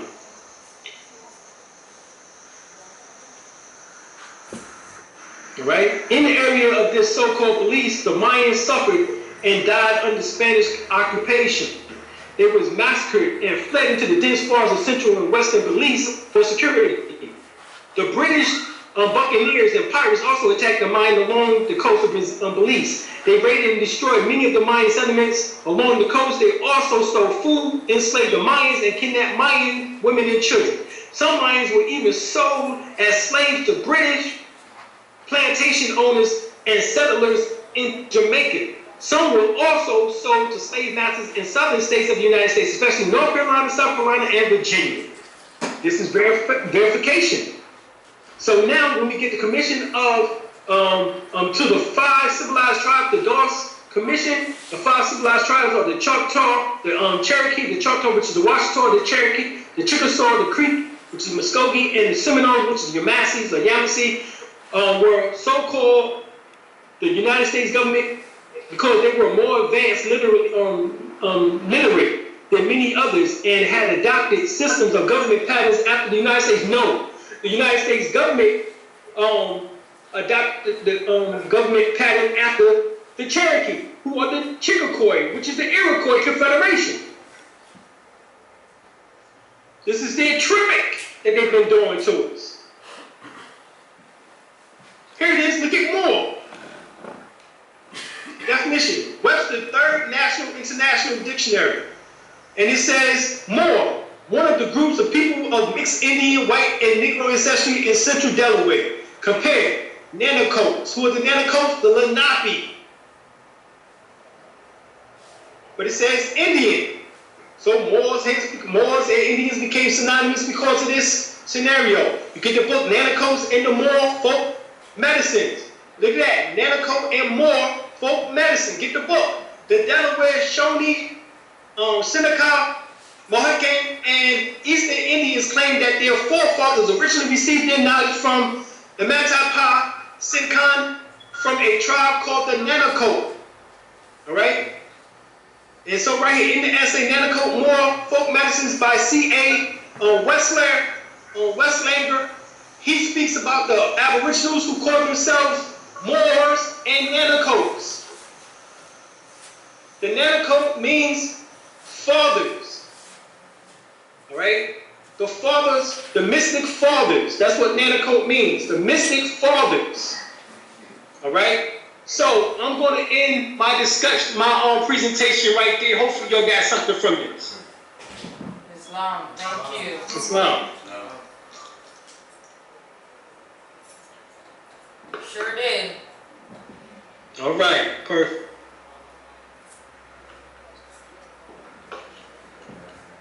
So when we talk about the Treaty of Peace and Friendship of Morocco, we got to remember that it was the Cherokee here, the empire, not the Kingdom of Morocco in Africa, that signed the treaty with the Albions. This is why this treaty goes back to us here, and why we can use that Treaty of Peace and Friendship. And this is why Barack Obama was showing us those flags of the Moroccan government, showing it here, not of Morocco, in the Kingdom of Africa. Okay, I just wanted to make that clear. Right, are there any questions? Quick question. One of the last things that you were reading there with the names, with those Muslim names. Right. What is that from? What document is that from? Or I go back. yeah.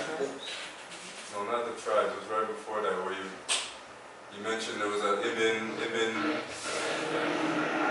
One of the What part was I talking about? If I can get back to the It slide. was like maybe like 5 minutes ago. So it's way after that stuff you're going to know.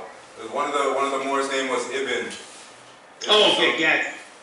Okay.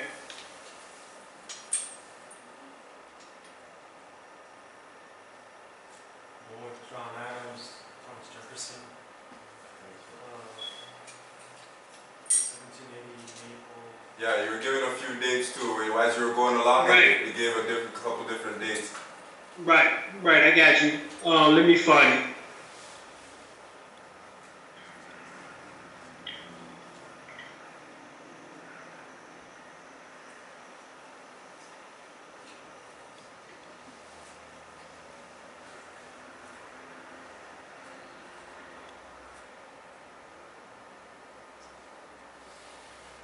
I think it's after that as well.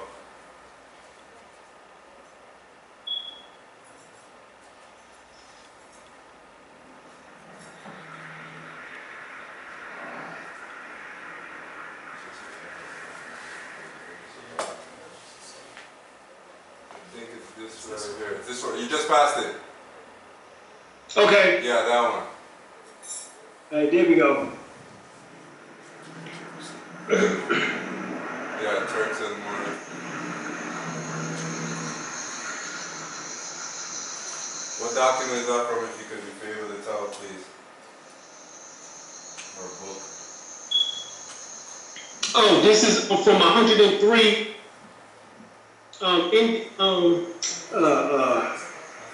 103. Yeah, what's the name of? Let me go back. It's not J.A. Rogers who did that book. No, this is the 103 amazing facts about the Black Indians on the Western Hemisphere.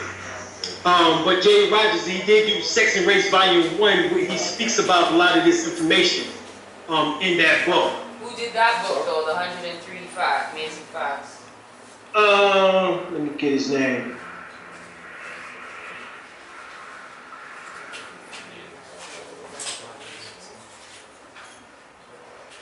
His name is Kanyon, Kanyon.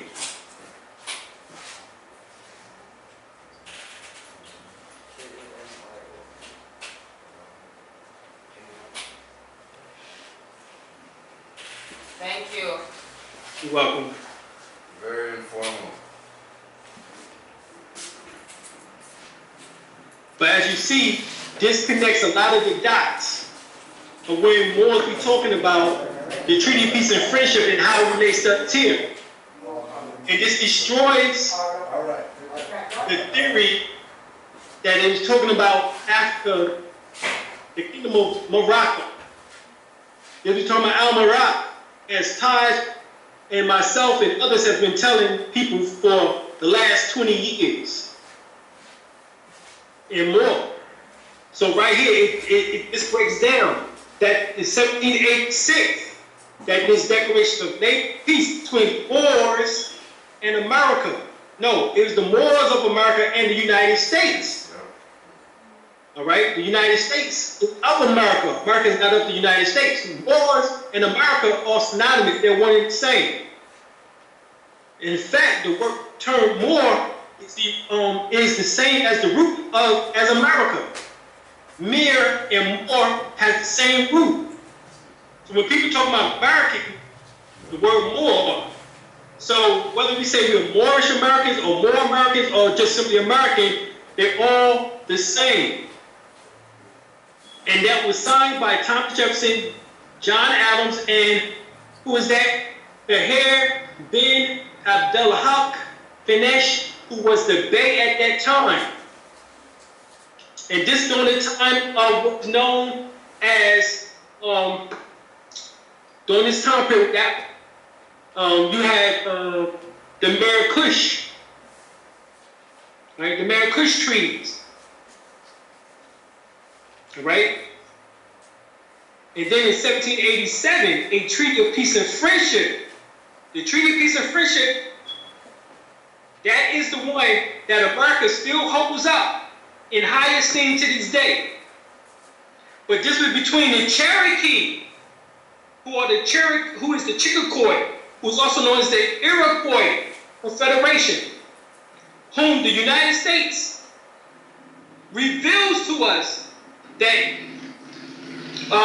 if you go and read the House Joint Resolution, I can't remember what number it is right now, but in the House Joint Resolution it states specifically that they have to acknowledge the Iroquois Confederation for for helping them put together this treaty, not just the treaty, but to put together the Constitution, the United States Constitution.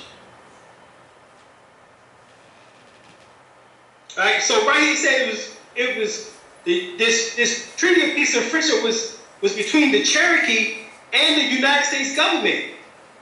And it was signed by Abdullah Kap and Muhammad ibn Abdullah Bey. So this is why the name Bey is one of the last, along with Il, which was actually a whole Indian tribe. Il, it was a tribe of Il. You can look that up here in North America, in the so-called United States.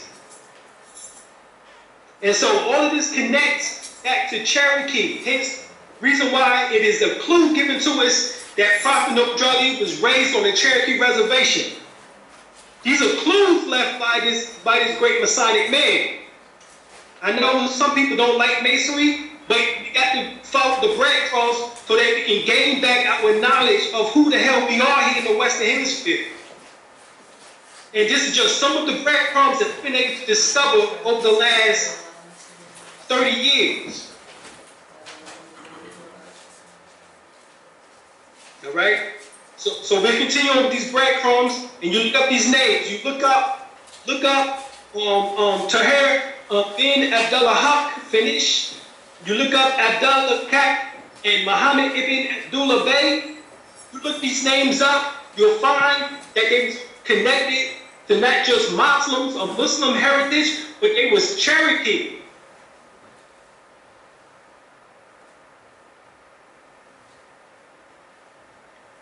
Prophet Noah is the only one that I've studied who revealed that we are the indigenous people here by way of Cherokee, and that the treaty was signed and sealed by the Sultan, all right, who is Sultan Abdullah and Muhammad ibn Abdullah. Actually, Muhammad ibn Abdullah was the Sultan. Abdullah Kak was his ambassador for the Cherokee.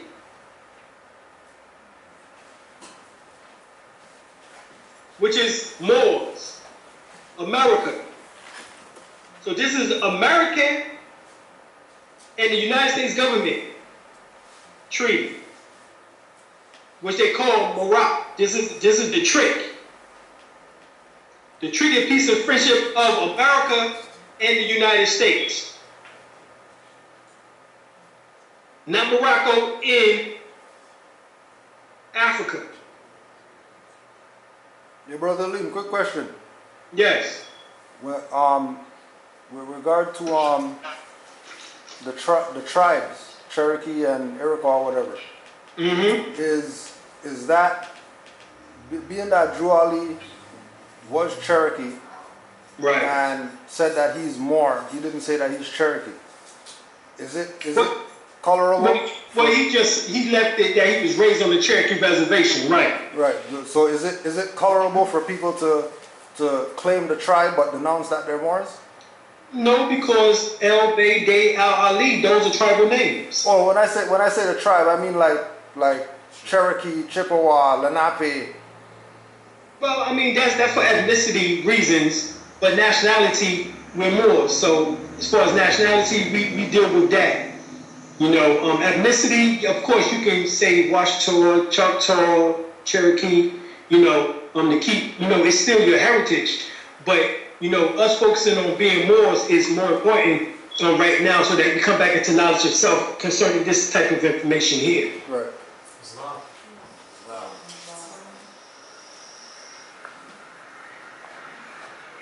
Islam, give thanks, man. Give thanks, Mo. Any other questions? Regards to peace on up, Mark. Islam.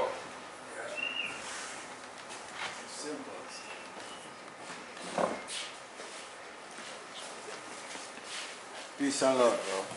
Peace and love. I already mentioned about the race. Could you expand on the again for me with the acronym of it? Oh, yes. Yeah, the acronym. Royal African The race. Company. It's called the Royal African Company. Right. Excursion or Establishment. RACE. So the word race is an acronym for those who trafficked slaves and human trafficking during the times of the 1700s, and it was called Royal African Company Excursions or Establishment. Islam. Islam.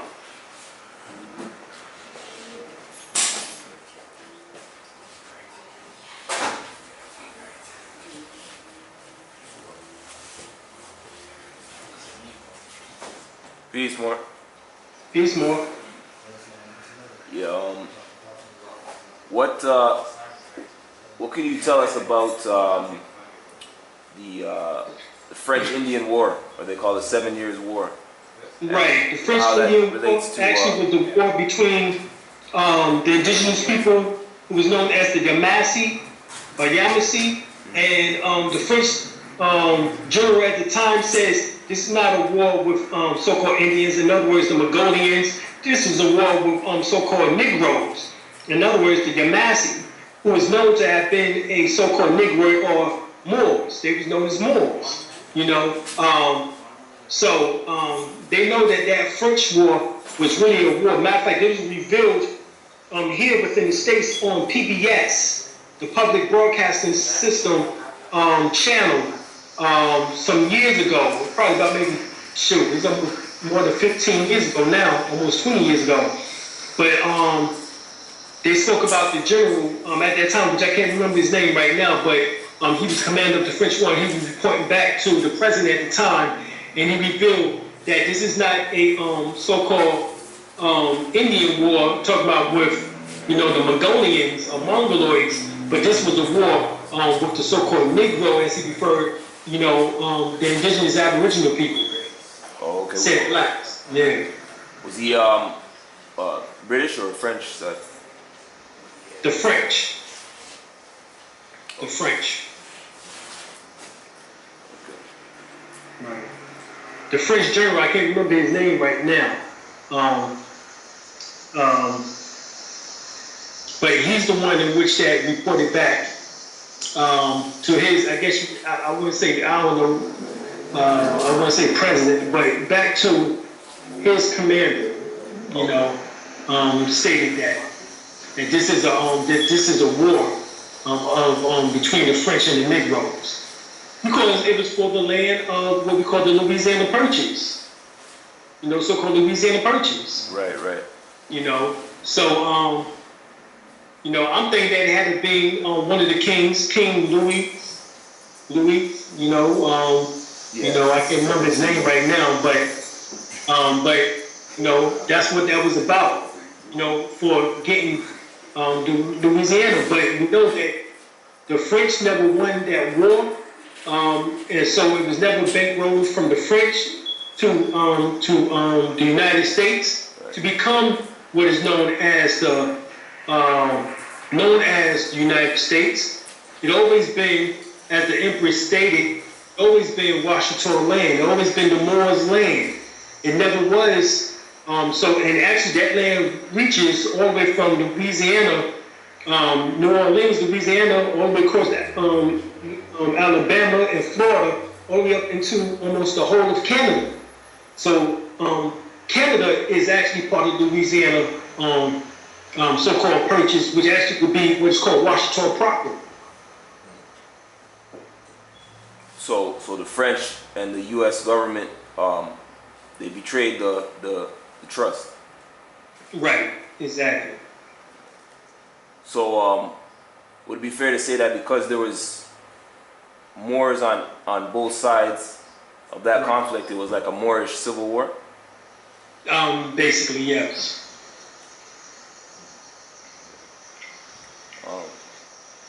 Yes. What time period was this? 1750s, right? 1750s was the French-Indian War. 7 years war. Right. Right. On American. In fact, I think I get It was in Europe and it was in the Americas. right. When you say Moors on both sides, like the French, there was Moors partitioned on. Yeah, so there was Moors who were fighting with the French and there was Moors who were fighting with the British. Right. Yeah.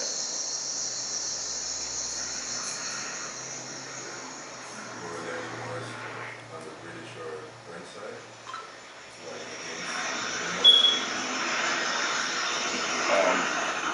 No. No. So the French.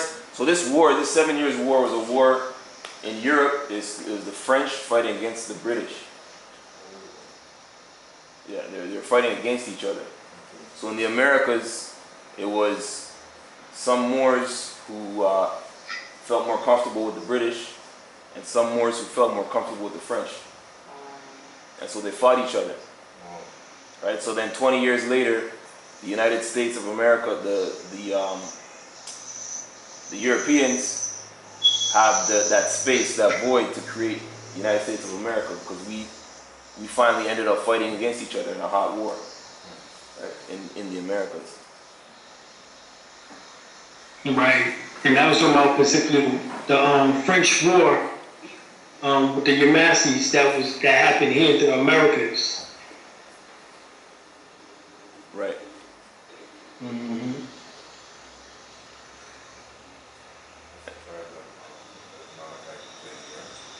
Yamasee is relative to Malachi, no? Yes. Okay, yeah. As well as to a lot of us here within to say United States and beyond.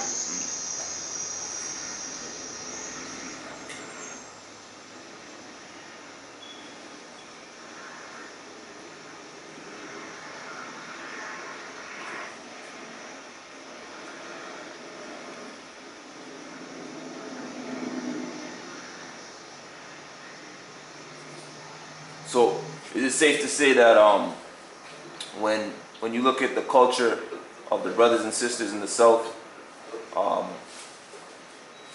they recognize a certain trusteeship in the British Empire, in that they have the York right and the Scottish right, both in that empire, with that long-standing alliance between the two empires.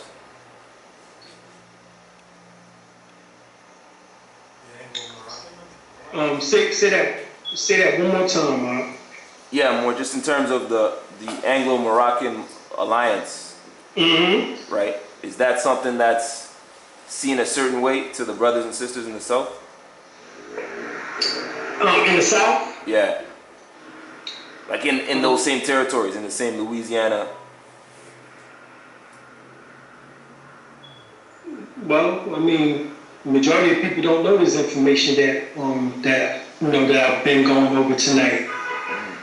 So there's a struggle getting this information out to the people.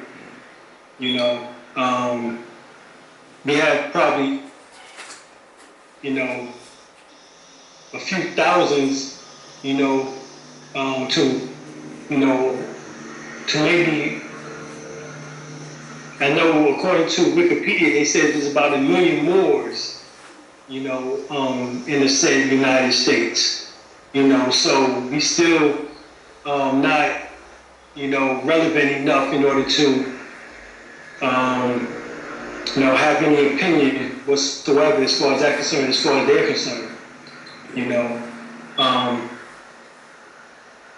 As far as, from the South, I know a good point that Brother Hakeem Bey made some years ago. It came from a magazine called Nexus, and he found the article, which I remember I had that same article, but in that particular book magazine, it said that the blacks ran the South.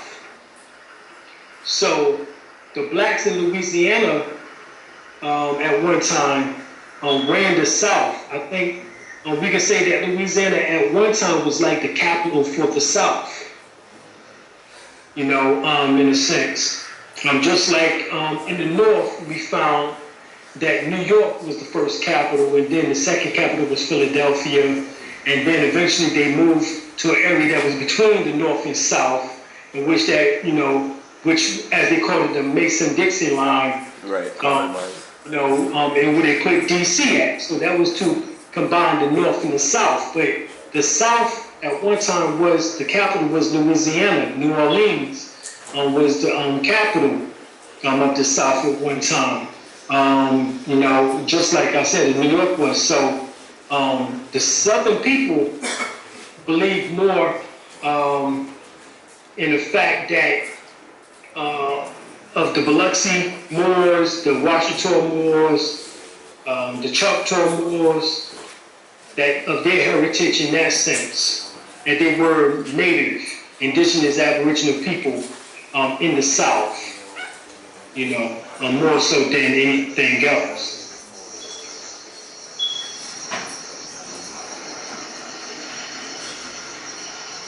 Any more questions? Okay. Yeah, just 1 second more.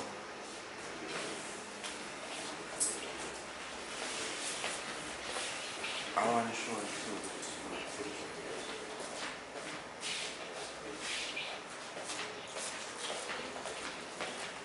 Peace, bro. Peace. I'm gonna show you a picture here too with my grandmother and my grandfather. My grandfather was from Ireland. You should want to see. Are you sure? Yeah, you can see it. You can see it now. You see it? Okay. Raise it up a little bit. Okay, yes, I see it. Yes. Okay. Now, my grandmother told me some stuff, but I heard you mention earlier on about some of us that came over, a slave or whatever, to Jamaica, where we. Right. So, when they came there were other Moors there before, right? Right. Okay. Which set of Moors are the one that come there? How would you ever define which set different from the one that was there? Well, the ones who was already there was called the Arawak. Moors. Right, the Arawak Moors. Okay. The ones who came from out of Africa, from the west portion, we called the Malian Moors, who was related to the Mandingo people, the Mandinka people, who's also the same as the Dogon people. Yeah. So, so the Arawak was part of the other type of people who came from out of Mali, who was also Mandis or Mandinka people known as the Omax. So really, it was nothing more than the Mandinka people mixing back in with the Mandinka people over and over again. Okay. Same heritage. Yeah. But we had Mandinkas who was in the west, and we had Mandinkas who was in the east. Correct. But the same family. Because I remember my grandmother told me nobody brought her here. She was always here from her. Exactly. She told me from maybe 3 grandmothers before. Right. And she said she was always there. So. Exactly. Yeah. Peace and love. Peace and love. That's good. So what about the room?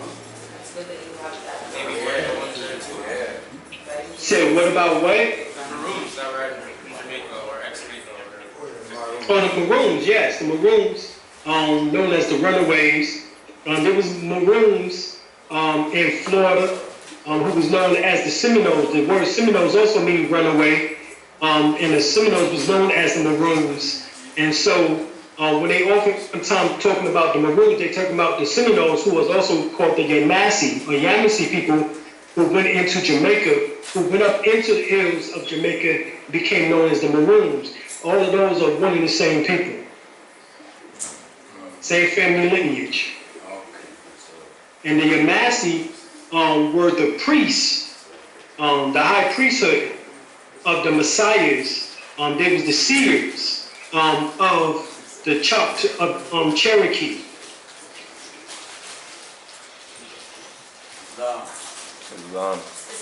Islam. So more, how's the store going? So it's going well, very well. Yeah. Yeah, I wanted to ask that too. Big up on the juice bar. Yeah. Yeah, that's awesome. And the juice bar, yes, indeed, indeed. Appreciate that, Joe. I'm coming over there. I'm All about right, to come on, visit come on. y'all. All right, come on. So where is it at exactly? Where's the It's location? at 133 South Garnett Street in Henderson, North Carolina. Okay. Yeah. That's Roots talking. Roots is gonna come see you. Hi. All right, peace. Tell wifey hi too. Yes, yes. Kizzy. Yes. I'm here. Yeah, more. Indeed. Yeah, more. Yeah, but it's here in North Carolina in Henderson, so we like about maybe 20 minutes outside of Virginia.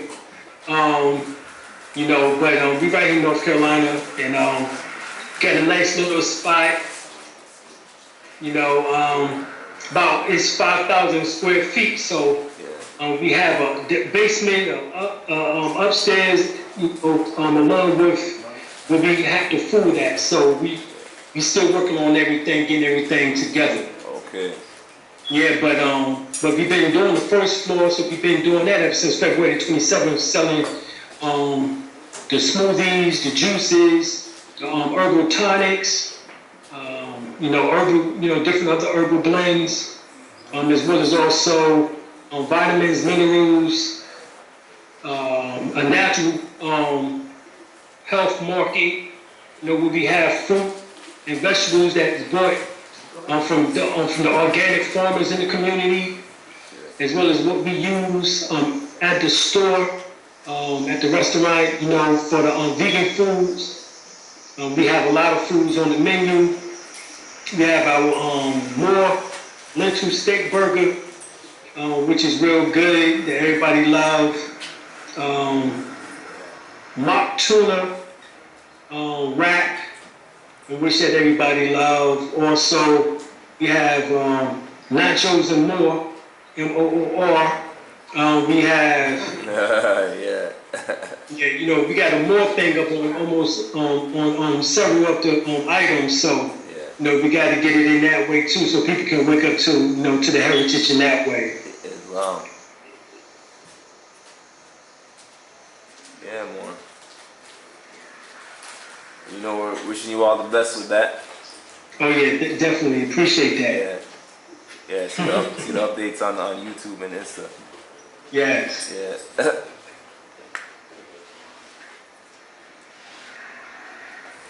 So how's the Empress? Oh, she's doing well. She downstairs. I'm doing this, and she's doing some cleaning, I guess. Rearranging some furniture and some flowers and things. Okay. Wow. Keep that energy good. Oh yeah. Mm-hmm.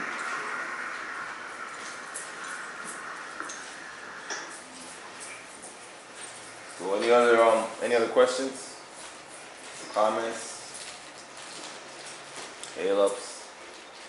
Big up, more, big up. If we don't come back, if we don't come there, when are you coming back? Whenever y'all invite me.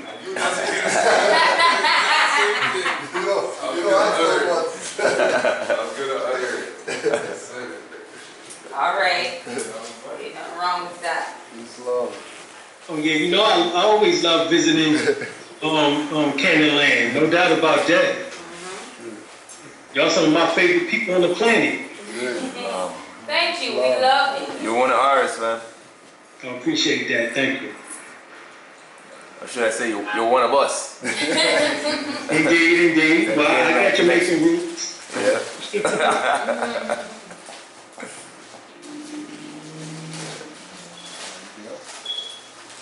Yeah, that's about it.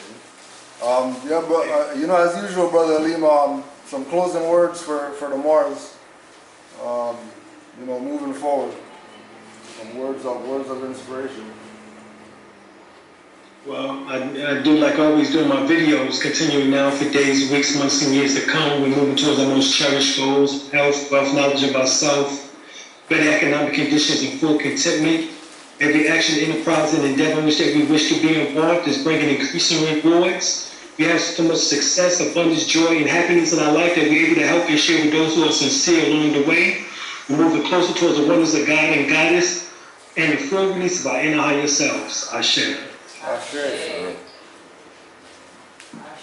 Islam. You want to close us out with the prayer, Brother Alim? Say it again. You want to close us out with the prayer? Oh, I can't handle someone else, I guess. All right. Someone else can't. All right. Let's do it. Islam, Morris. Give thanks for today. Let's give it up for Brother Alim.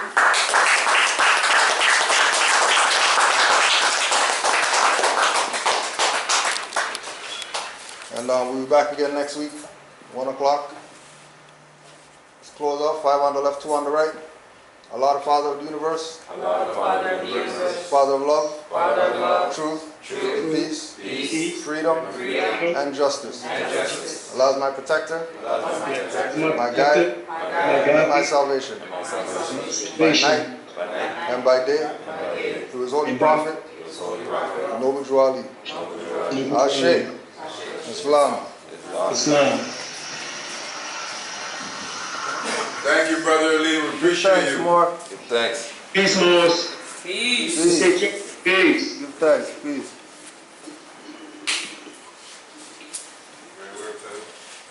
I know. Yo, give it up for Brother Tesla. Making it happen.